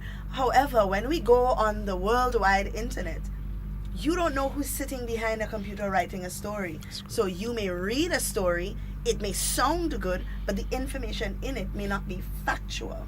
I want to read to you a post that somebody made, and Dr. Martin or Mr. Frederick, I'm hoping that somebody can comment on it, because I thought it carried a lot of weight, and it kind of coincides with something that you would have said. It says, I don't want to read the first part. I'll read the second part that says, furthermore, what news sources can or do you trust? Consider these facts. What's the population of China or Wuhan? The number of people infected per city, the nature of the virus, precautionary measures, recovery rate, age group of the persons who have died, the risk associated with flying our students from Wuhan city when the city is in quarantine, and the risk, let me pull the whole one, sorry, and the risk, and the risk associated with them, and for the arrival in Grenada. And I liked this simply because it speaks a lot to what I'm thinking. There are a lot of factors to take into consideration. We have over 4,500 people worldwide, maybe more by now, that have been infected, yet only 130 people have died as a result. So that leads me to think, what exactly caused the death of these people? What were their age? What were they exposed to? What were their health conditions? All of these things that need to be taken into consideration. It's just the same as somebody who would have contracted, and I know a lot of people don't want to hear this because they don't associate it with the coronavirus, but it's similar with influenza. Somebody with a respiratory illness, a long-term respiratory illness, or an immune problem or immune deficiency, they stand a higher risk of dying from influenza than somebody who is virtually very healthy, and they can both contract the same virus. So I'd like you to just speak on that for a little bit, because it does pose a lot of questions in my mind as it relates to the coronavirus, and if any of these factors are being taken into consideration as well. That comment, that post is a very useful comment. That individual have obviously have been exposed to some really decent information. I mean, Beijing, for example, a city with 21 million people, had 8 cases. This is an extremely less than 0.000, and you could go down the line, percentage of persons that are infected with the virus. The post is also correct in the sense that what we have found is that people who die from the coronavirus, I mean, the World Health Organization posts the profile of these persons. Okay. They were in the similar profile, over 65, have comorbid conditions, like comorbid meaning that they have other diseases with them, hypertension, diabetes, high cholesterol, cancers, all those sort of things. And so that were very similar to what we've seen. And it is also true that right now, influenza is causing more of a problem than coronavirus. Influenza is much more fatal than coronavirus right now. Coronavirus is simply getting all this attention because of the characteristic of it. It's the first time this virus has jumped from animals to human. And that's what it is saying. And so as a physician, let me put it in perspective to you sitting in front of me. If right now, looking at you, you get infected with coronavirus right now, or influenza right now, you're more likely to die from the influenza rather than the coronavirus. Right. So, I mean, as a physician, I do not understand why all the noise about coronavirus, but as an individual, as a citizen of the world, I could understand the panic around the coronavirus. So, let me just add to that, right? There were over, I think it was about 35 deaths coming out of Trinidad as it relates to H1N1. Right? I'm talking about very recently, right? Now, and you touch on a number of key factors. The people who died, they were immunocompromised. Okay. And just break that down for the listeners who don't understand what immunocompromised means. So, we're speaking about people who have, like, okay, so like an HIV/AIDS patient, right? Because your system, your immune system is already compromised then. Right. So, people who have cancers, them kind of people, so, right? The elderly people, right? So that is why we keep telling people that you need to practice proper hand hygiene and so on. No, people are not paying attention. But let me just give you from experience what happened, right? Chickvie came down to Grenada, and I could tell you, came down through Carriacou side. It was around Carriacou's carnival. Wow. Yeah. Similarly, Zika came through that channel. Now, what people don't understand is that, but you go into Trinidad, where there is H1N1, where you have more people coming to Trinidad Carnival, what are your risks going down there? And I could tell you, because I'm a member of the Regional Health Communications Network, CARFA, which is the principal body for the region, right, and it's based in Trinidad, they have taken the same steps, the very same measures that we have taken. That is what they have done, and that is what they are advising countries to do. So we are not doing anything in isolation. We are not working in a vacuum. We are working in synergy with our trusted, credible partners. I still access, down to this morning, I got mails from my CDC account. So I get information directly from CDC, from CARFA, from PAHO, WHO. Okay. So when we make those statements, we are making informed statements, and when we take decisions, we are taking informed decisions. Yeah, I think over the past few days, you guys have been very clear as to what measures we've been taking. But like I said, it's how you choose to receive information that really matters in all of this. But you brought up a very good point, and it's something that I spoke about yesterday briefly.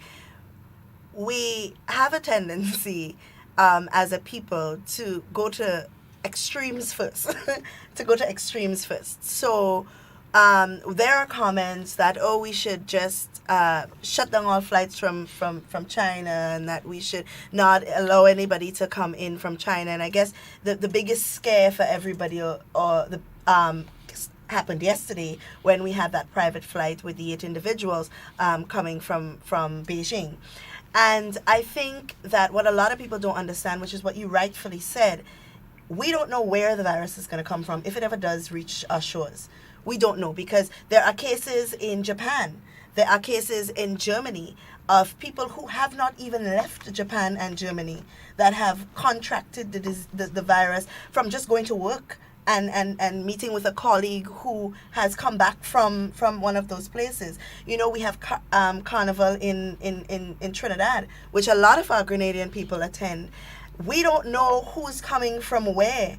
We don't know what is going to happen. So our best bet at this point is to be cautious. Yes. And to follow the precautionary measures. Yes. That is simply as it is. Just be cautious and follow. You know, I give that example once, and I have to be cautious about how I give that example again. We know that the virus is transmitted through droplets and touch and cough and sneeze. So it is as simple as this. Just stay away from people who are coughing and sneezing and have the cold. Stay further from this. Don't get into the personal space. And that's the way to prevent it.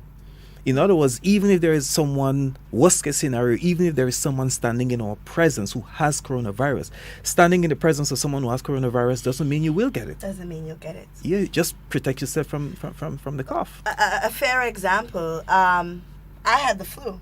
Right. I was down 2 weeks with the flu. I have 2 children, they never got the flu. Right. You know, because precautionary measures. Lysol everywhere, stay out of my bed, stay out of my room, and I'm wearing gloves, and we're all safe. Right. You know, so I think that's a lot of what we have to think about. We don't know. We can take precautionary measures, yes. The government and the Ministry of Health is doing what they deem necessary to protect its people, but we as a people as well need to take our precautionary measures. We have our first caller on the line, so let's quickly take this call. Good morning, caller. Hi, good morning. Hi, good morning. I'd just like to say thank you to the program this morning. It's very informative. It's very reassuring. Concerning the posts that were made to Facebook about banning flights, I would speak for Grenadians when I say that we said that only because of what transpired. Now, let me just break it down just a little bit. The flight that came from Beijing came to Grenada carrying persons. What we're saying is that the minister said, sorry, I'm just kind of hearing myself. The minister said the students are much safer staying put, but you allowed a flight to come in from Beijing. Now, the ignorance of us Grenadians reacting to that, you can't really hold us accountable for that, because we're thinking now about our nationals, our citizens, our brothers, our sons, whoever they may be to us. What we're just saying is, how come some sort of negotiation was not made to have them evacuated if in fact you did, which you did, allow a flight to come from said location?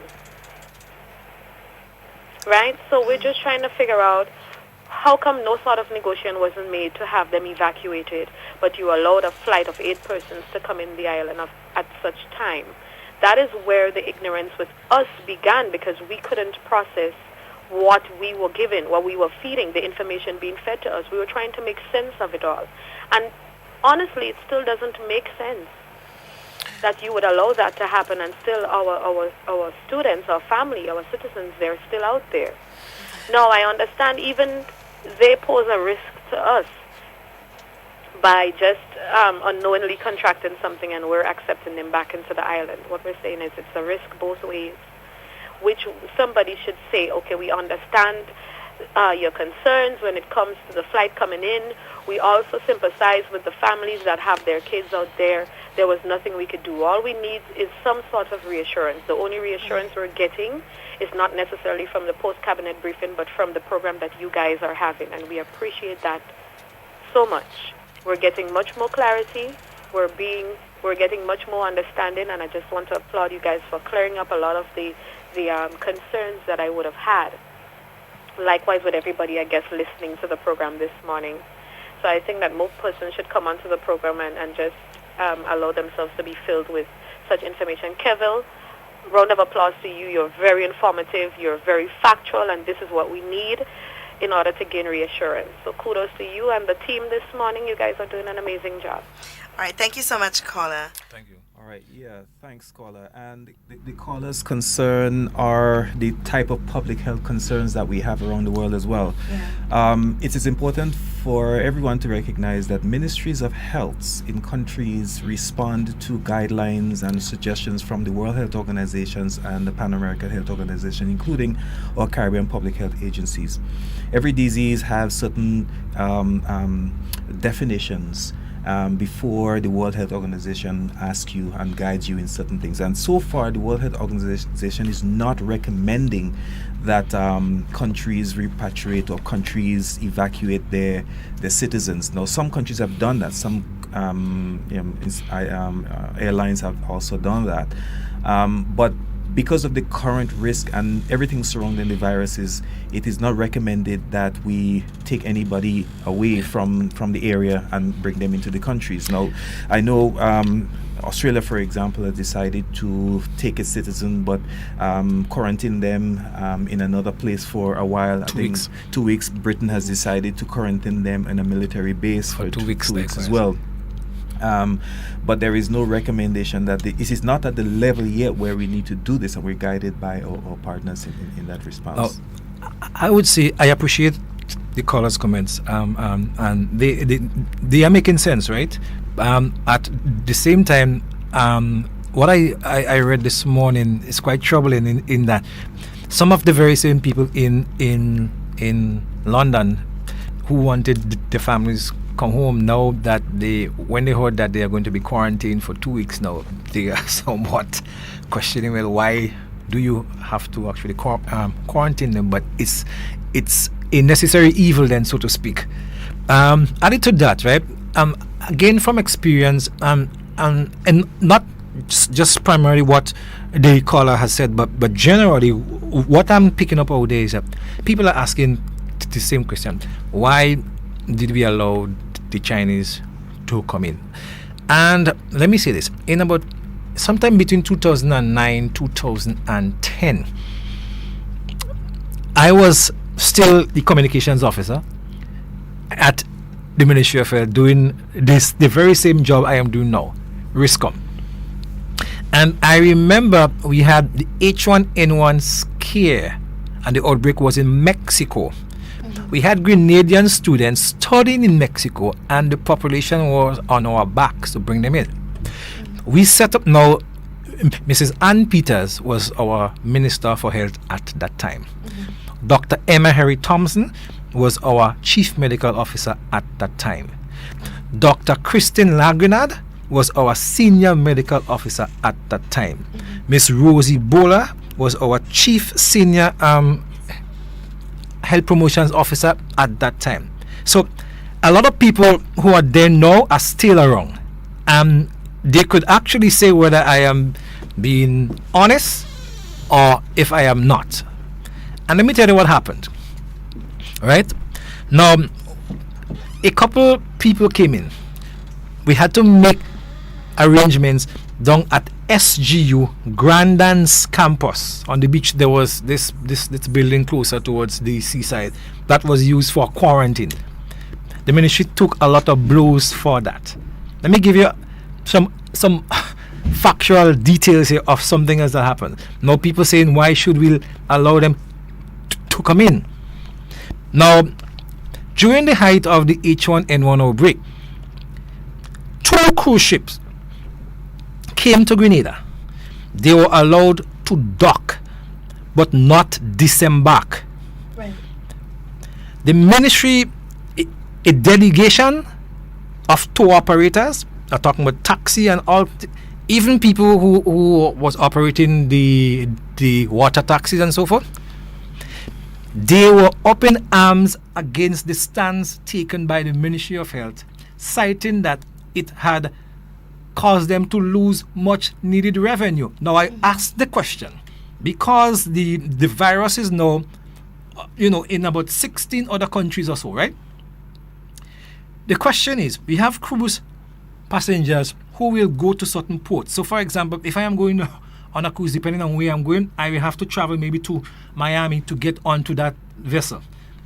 If we have 5 vessels right now in Grenada, with over 30,000 people or so about to come off onto our shows, will the public back us in saying, because we are not sure, you should stay on board and cause us to lose revenue? It's only a question, and it's a hypothetical question, because I have the experience of what transpired during that period. We were cursed. We were insulted by the very same people who are making noise now, because you see, what they will say is that they lost $1.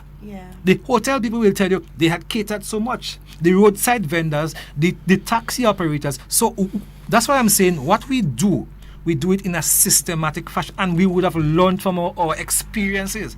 Hence the reason why we are doing what we know is best to do and what we have been guided to do. So it's a give and take balancing point. Before you continue, we have a caller that's been waiting on the line. Good morning, caller. Good morning. Hi, good morning. Gentlemen, good morning to Ms. Duncan. Good morning. Morning. Morning, ma'am. Funny how Kevin just kind of enforced what I was going to say, the comment I was going to say. The Bible said, for the lack of knowledge, the people perish. And, I'm speaking maybe on behalf of the Chinese this morning.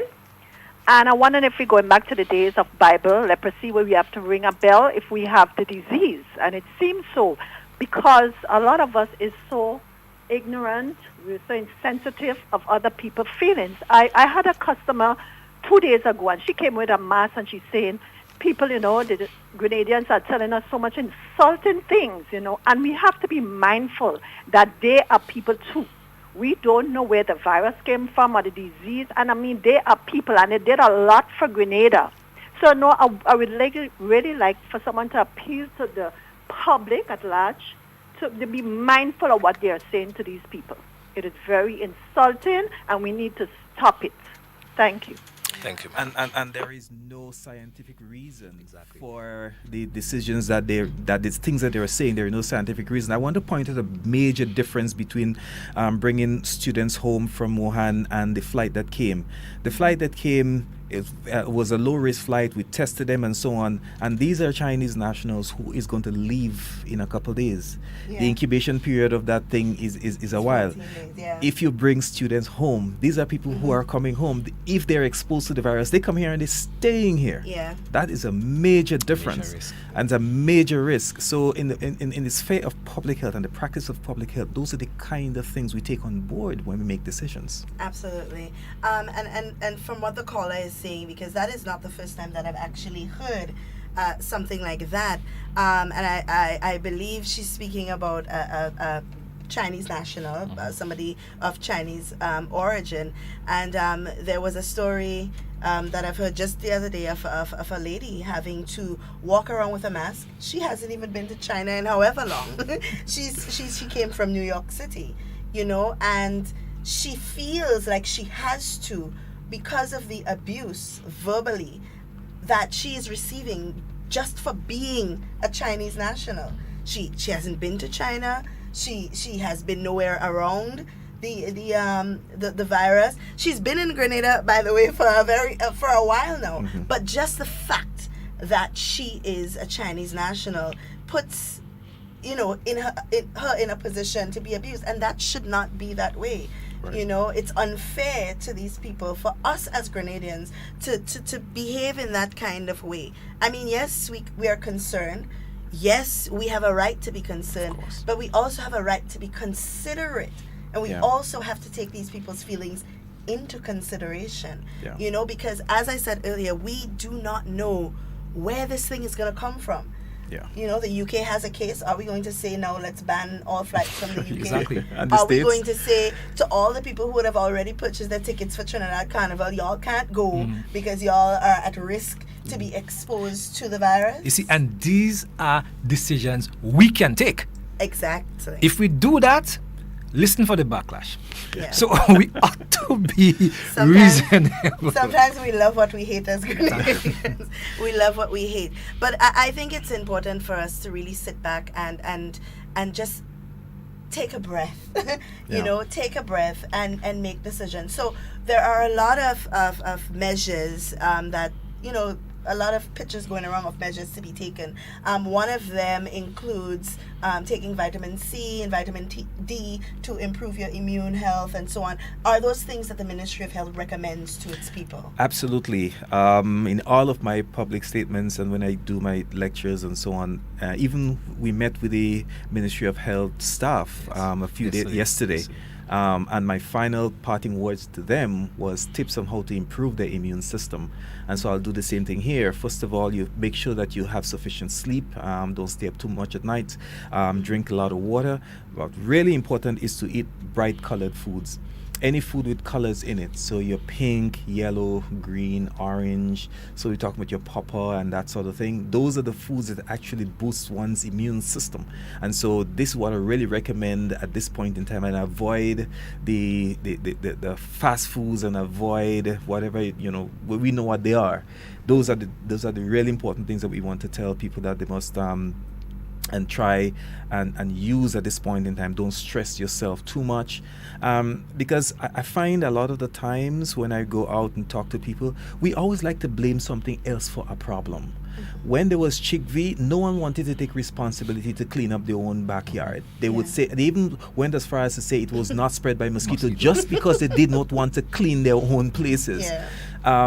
So when there is Zika, we blame something else. Now we can simply protect ourselves by practicing good cough etiquette and hand hygiene. And we still don't want to do this. We still want to blame somebody else. We're saying, in order to protect ourselves, stop people from coming in. That doesn't make any sense. As people, we have to start taking responsibilities for our health. And if you do this well enough, not only would you prevent coronavirus, you're also going to prevent influenza and other types of viral illnesses. Okay, I think it's important, as a mother now speaking, I think it's important for our children to be educated, not just at home, but also in schools, because I may be able to educate my daughter and my son about proper cough hygiene and all of that, but there are people who aren't able to do that. Is the Ministry of Health putting plans in place to ensure that this message goes out to the schools? Because children listen to their teachers. There is nothing that I could tell my son and daughter that trumps what their teacher tells them. Absolutely. So is there a plan in place for this to happen? Glad you asked that, because Kevin, yesterday, we made a decision to put the plans out. Not that we weren't sending information out before anyway. We were sending out information, but sometimes we think that, you know, just this one-on-one personal touch is important. So Kevin, I think, has drafted up a plan for us to go through this, and I'm guided by his plans. So, and Ms. Duncan, it is important for me to say here that we have a very active, well-organized school health program. So long before coronavirus, you would see our nurses, our health promotion officers. Just last week or so, Ms. Ray Goddard visited the Western District. That's her district. So we have a good interaction with the school network. That is flawless. I could tell you that. So what we decided was to capitalize on that and let the same officers who are in their respective districts do the information sharing at that level. So to answer the question is yes. And likewise, what we are going to be doing, so for instance, tomorrow we are going to be meeting with some of the other ministries. We are doing inter-ministerial meetings in that the same information we are giving here. So we did that yesterday with the staff from the Ministry of Health. We will be doing finance, education, immigration, tourism, all of the ministries and agencies likewise. So don't be surprised if we say that we are going Grenada, because it happened before. We did airports some time back. So we are always out there meeting with those organizations. And like I said, people will think that we're not doing, but public health is from my experience and training. There are certain things that, as Dr. Martin would say, you just don't go on stage and start being a flag woman about. Right. No, because you see, sometimes it's so personal, right? Yeah. I mean, we have health people walking into the ministry who are at the breaking point of committing suicide. But and I have helped someone. I said, do not make that person sign the security book, because you have to tell them what you're going for.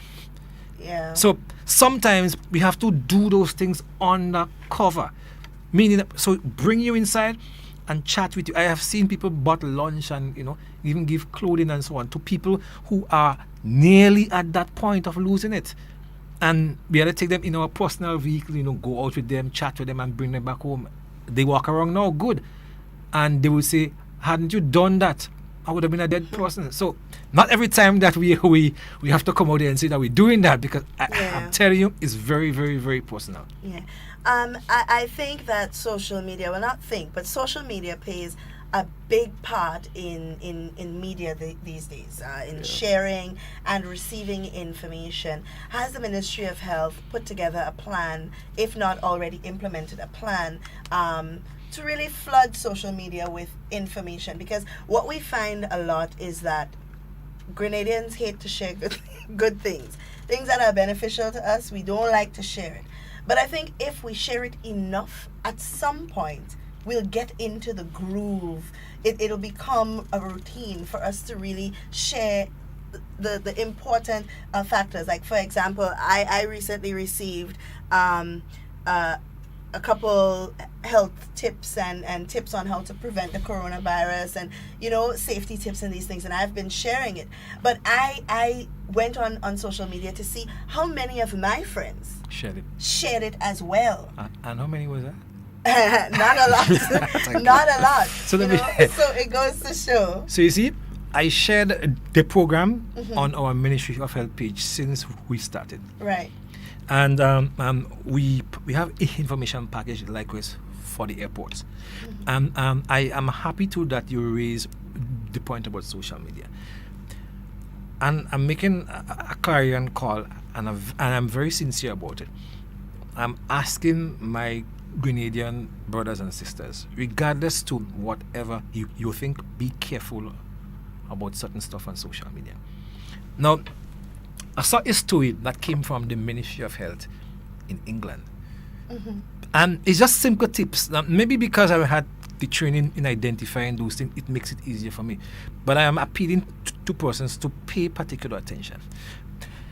England, you will never find something like the Ministry of Health England. You will find Public Health England or Public Health London. Right. Similarly, you will find Public Health Canada or Public Health Ontario.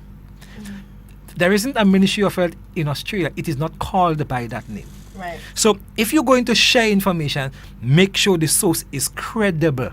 Yes. By looking at those, even logos, because there are plenty fake people out there, right, who will just do something and make you run go with it, thinking that it is bona fide. Yep. And we have, at the regional level, we know of instances whereby people took information on social media, they went with it, and they lost their lives.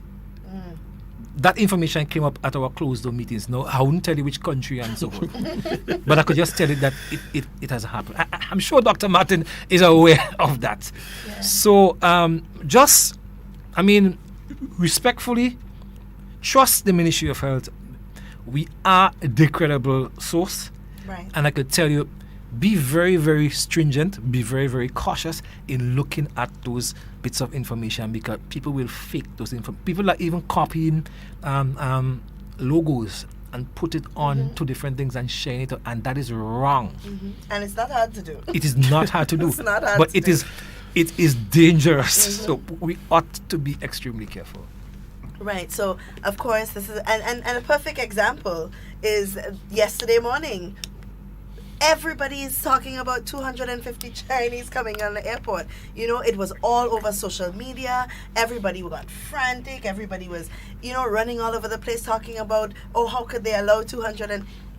First of all, let's think about which flight is going to carry 250 people into any country, much less Grenada.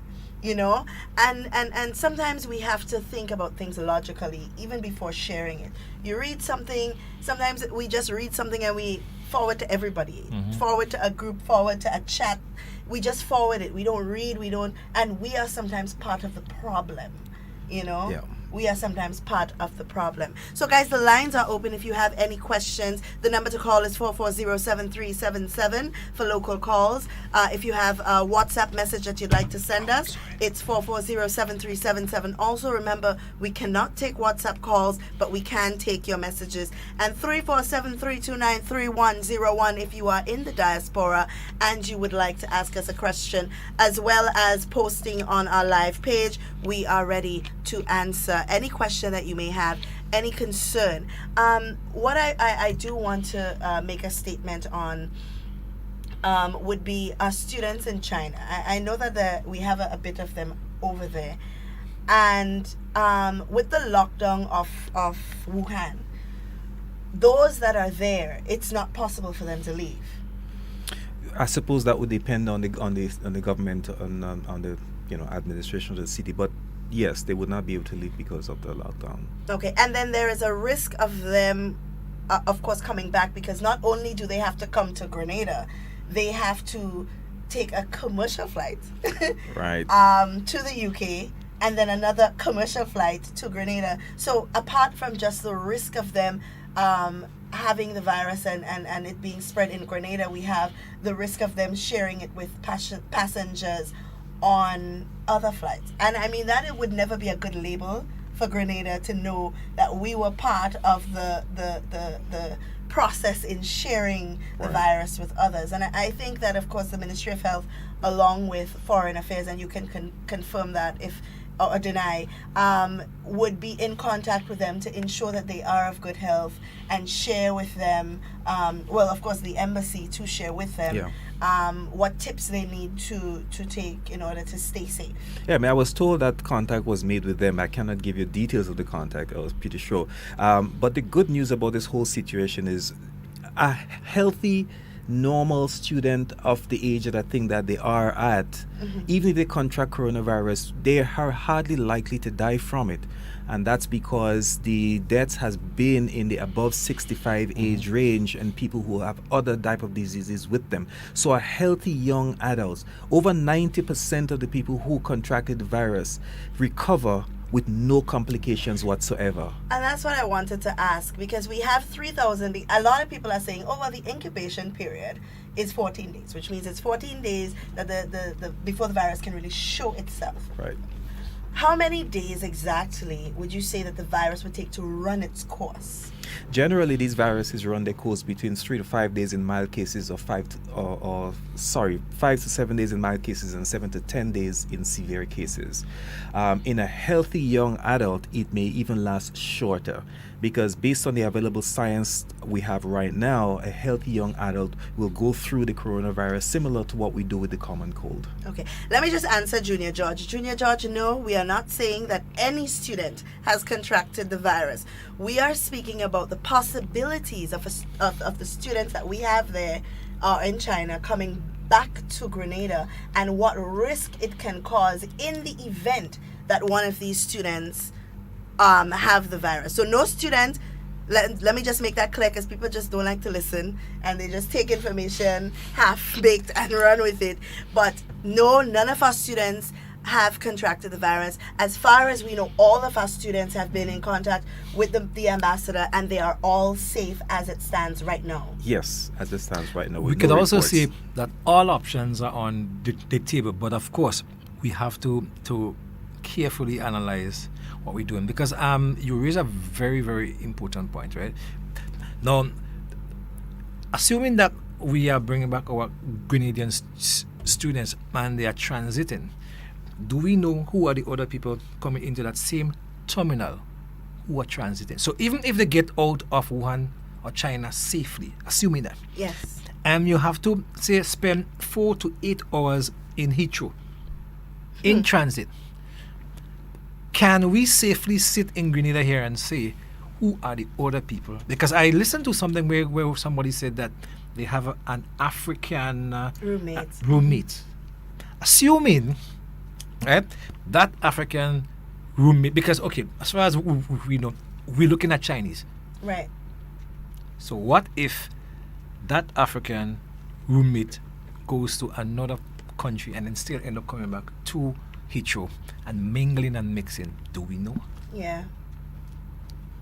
So, I mean, I said that because at our meeting yesterday, we had an emergency meeting that's with CAFA yesterday, and Dr. Joyce St. John, who was one of the director generals at WHO, PAO, she indicated that these are some of the things that us as public health specialists need to really carefully consider before we make certain decisions, because and then again, only the CDC in Atlanta and the public health Canada lab that can really test for the virus at this time while we are sitting here.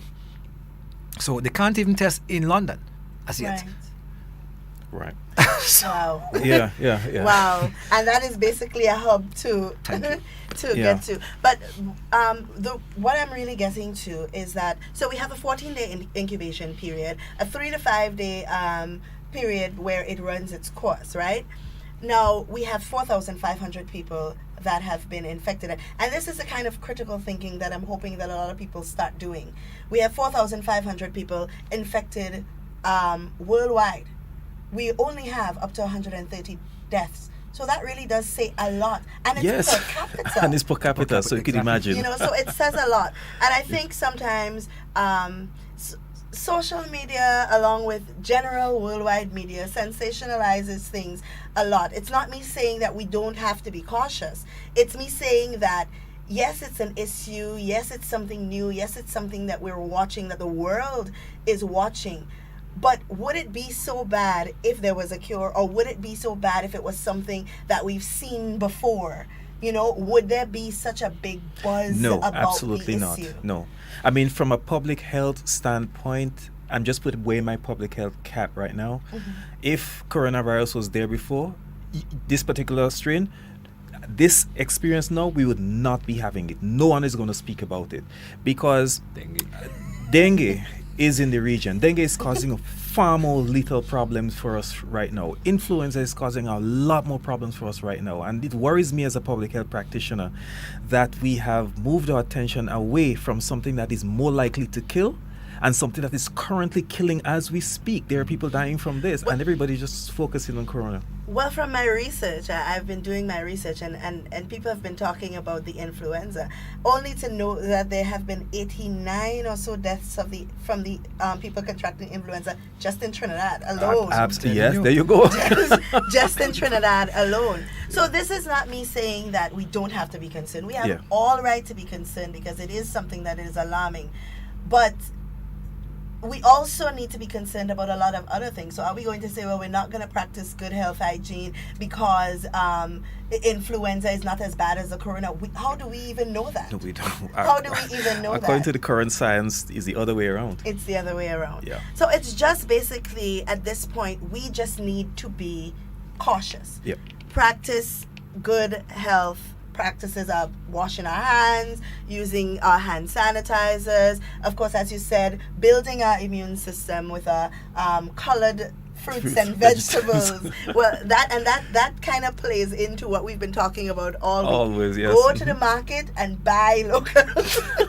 Go to the market and buy local, because we pass there every Friday and every Saturday, and we see an array of colorful fruits and vegetables, and we pass it straight and go in the supermarket, or we go in KFC, oh, man. or we go in Subway. But I think that it further, puts pressure on the point that we need to start eating what we grow, and growing what we eat. It not just helps with our economy, but it helps with our health as well. Absolutely. Keeps us healthy. So guys, well, I guess the program was so good nobody needed to call and say anything. Nobody needed to call and say anything, but we will leave the line open for a few more minutes in the event that you have a burning question that you want to ask. But for the listening public, our students are safe. And of course, as Dr. Martin and Mr. Frederick was saying, trust your Ministry of Health. You guys have a Facebook page? Yes, we People can go onto the Facebook page, and these are the kind of pages y'all need to subscribe to. Subscribe to your local pages, know what's going on. I mean, and I was telling my family, I said, listen, we have information that the public doesn't have. Because when PAHO don't call an emergency meeting or an online meeting with John Public. Yeah. They don't even call that meeting with Ministry of Education. It's the Ministry of Health. As we speak, Dr. Tedros and so on, they are on the ground in China trying to ascertain what happens. So we cannot tell you everything at this stage, but once the information comes to hand, we will tell you. Yesterday, when we had the meeting, I said that PS and Minister as well as Dr. Charles was in a meeting online, and once they are finished, we would be updated. And that happened. Dr. Charles came because we were reporting some figures, and then it had just changed. So Dr. Charles came and he gave the updated figures. So it's work in progress, and that's one of the principles of RISCOM, is that we have to be consistent, right? Because the information will change, the way it transmits will change. Of course. So I mean, we have to be on top of it, and we are on top of it. But likewise, if the public does not trust what we're doing, it makes our work more difficult. Of course. And with information changing, it means that at some point, something that was said earlier will contradict something that was said later. And I think it really is, as you said, about trust. We need to trust our health officials, that they know what they're doing and that they're doing their job. Let me give you one quick example. When and we were told that by the WHO RISCOM manager, Dr. Kamahaya. Now she is the person who wrote this book, right? So you see what the mark? Participant right. handbook. Now, they had gotten it wrong, right? When they first dealing with the Ebola, and I'll tell you how. Now, a lot of the Muslim countries, when you're about to be buried, you are clad in white. Now, in our part of the world, it's what? It's black. Because black is a symbol of mourning down here. If you go just in Trinidad, when the Muslims are mourning, the Hindus and so on, when they are burying people, and everybody is dressed in white. Now, so they had used the different color bags. Right. Now, in one particular city, the virus spread very quick. You know why? Because the bags that were traditionally used were white. So the children thought that it was okay to mingle with their loved ones. And that's a fact. But you see, Grenadians don't do those kind of in-depth research. And it's basic, it's common understanding. So when they realized that was what was taking place on the ground, they had to go back and recall all those white bags and started using black.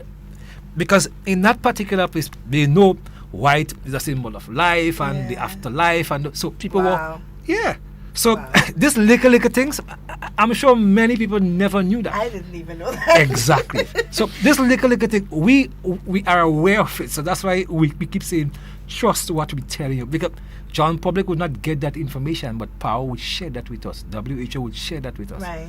So that's just food for thought. Right. Well, I see my mother is here on this live video advertising that she has lemons. Mommy, if you give away all the lemons, what am I going to how am I going to get my vitamin C?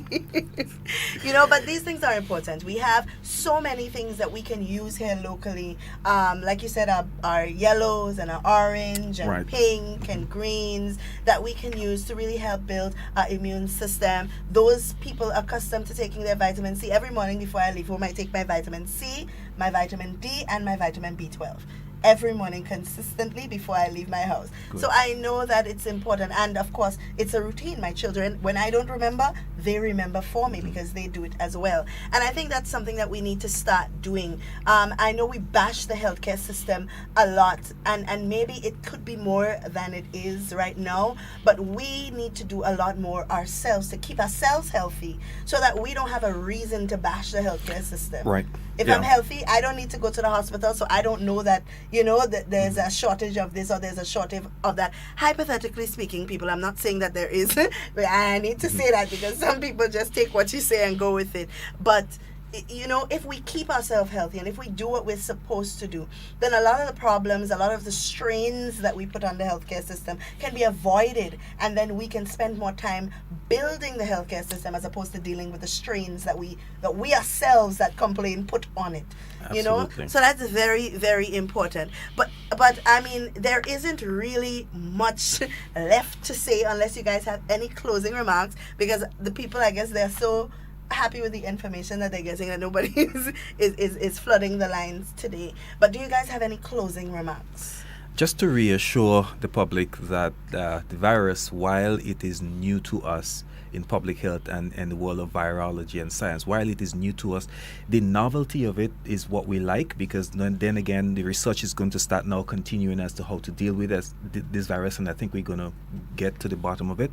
But the good news is that the virus and the clinical behavior of the virus is not as bad as people are thinking, and that normal, healthy people will be able to get over it. More than 95% of the people who get sick recover without any complication, and you can protect yourself by avoiding personal space and by ensuring you have good cough etiquette and hand hygiene. Wash with soap and water. Use the alcohol-based hand sanitizers as much as you can. And once you do so, with the clinical behavior of the virus, I believe that, God forbid, if a case or so come in our region, that we will be able to manage it as a public health concern. Okay. And before I move to Mr. Frederick, I want you to just repeat that statistics again so people understand.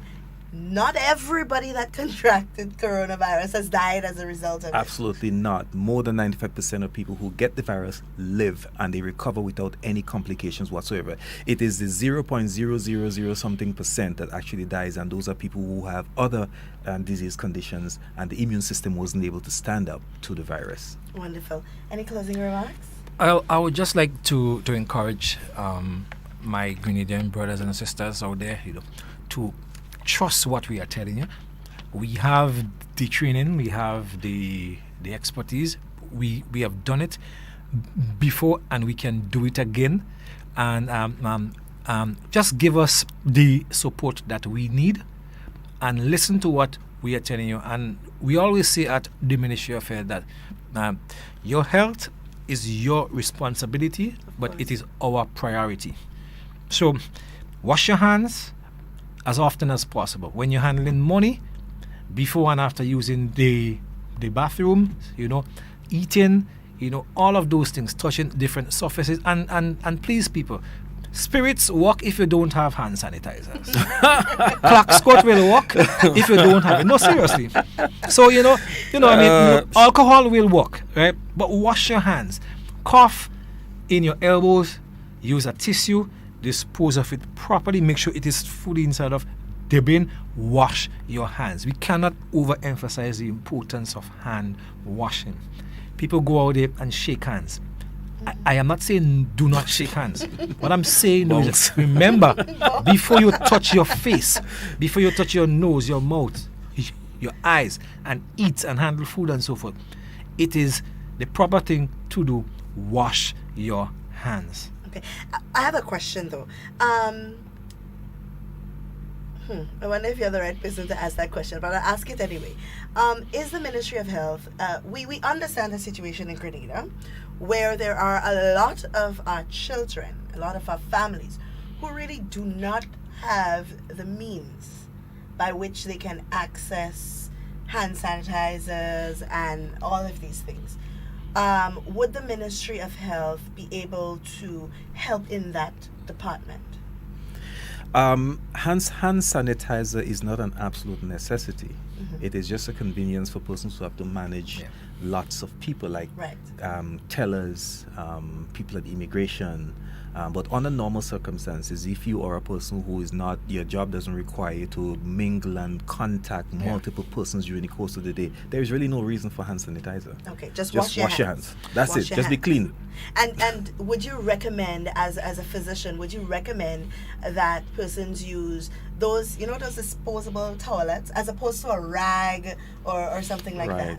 Yes, I even in my own house, I use disposable paper and cloth, because reusing one thing can actually, the term we use is called fomite. That is, someone places a virus on that, and then they leave and you go and you touch the same thing and you get the virus, and that's possible. So just be ready. And of course, this would also help us to appeal to bus drivers and owners to wipe down your vehicles.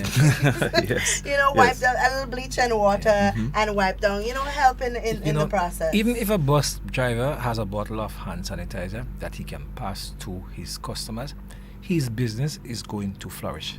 Right. Because people will see that, okay, you know what, he is looking at not only his well-being, but he is looking at my well-being likewise. I remember when buses started putting free Wi-Fi on buses, what happens? The ones that didn't have Wi-Fi, nobody going on them. So seriously, bus drivers should actually consider that. And it is going to work. It is going to be a plus for them and for their business, and a plus for us, because it means that they are also carrying our message to their clients. Okay. And the last question, I promise, Mr. Frederick, I guess, would be able to answer this. Grenadians are a visual people.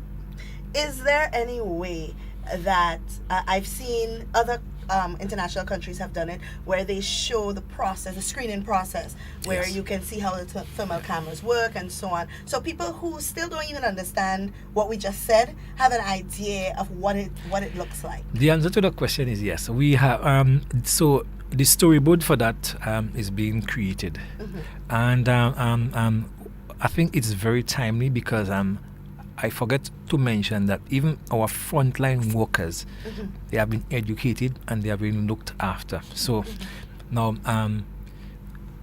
you will see at some point in time our immigration officers using gloves. Right? Now, what will happen is that when they handle your passport, before taking Nazim's passport, they would sanitize the glove. That way, if there were anything on your passport, they would not pass it on to Nazim. Right. So I'm just letting people know, because that may be a question somebody might ask you later. So I am telling them now, those protocols are already in place. There are protocols likewise for our ports of entries, not just the airport. I'm speaking about the yachting, because we are a yachting destination, right? And funny, everybody talk about Chinese coming in on plane. We have yachts. Yes. So that's what I'm saying. Yeah. We need to broaden our horizons in dealing with things like that, and not just get too emotional. I would support people. You need to be concerned. You have a right, and do not think that because we are telling you what we are telling you, that you do not have a right to be concerned. Share your concerns with us, because it's because of your concerns it will empower us to do more and to address your concerns and help you in allaying all fears. So yes, that is being done, and so we hoping to actually have it out maybe by about Friday or so. But we are running here because we get calls, right?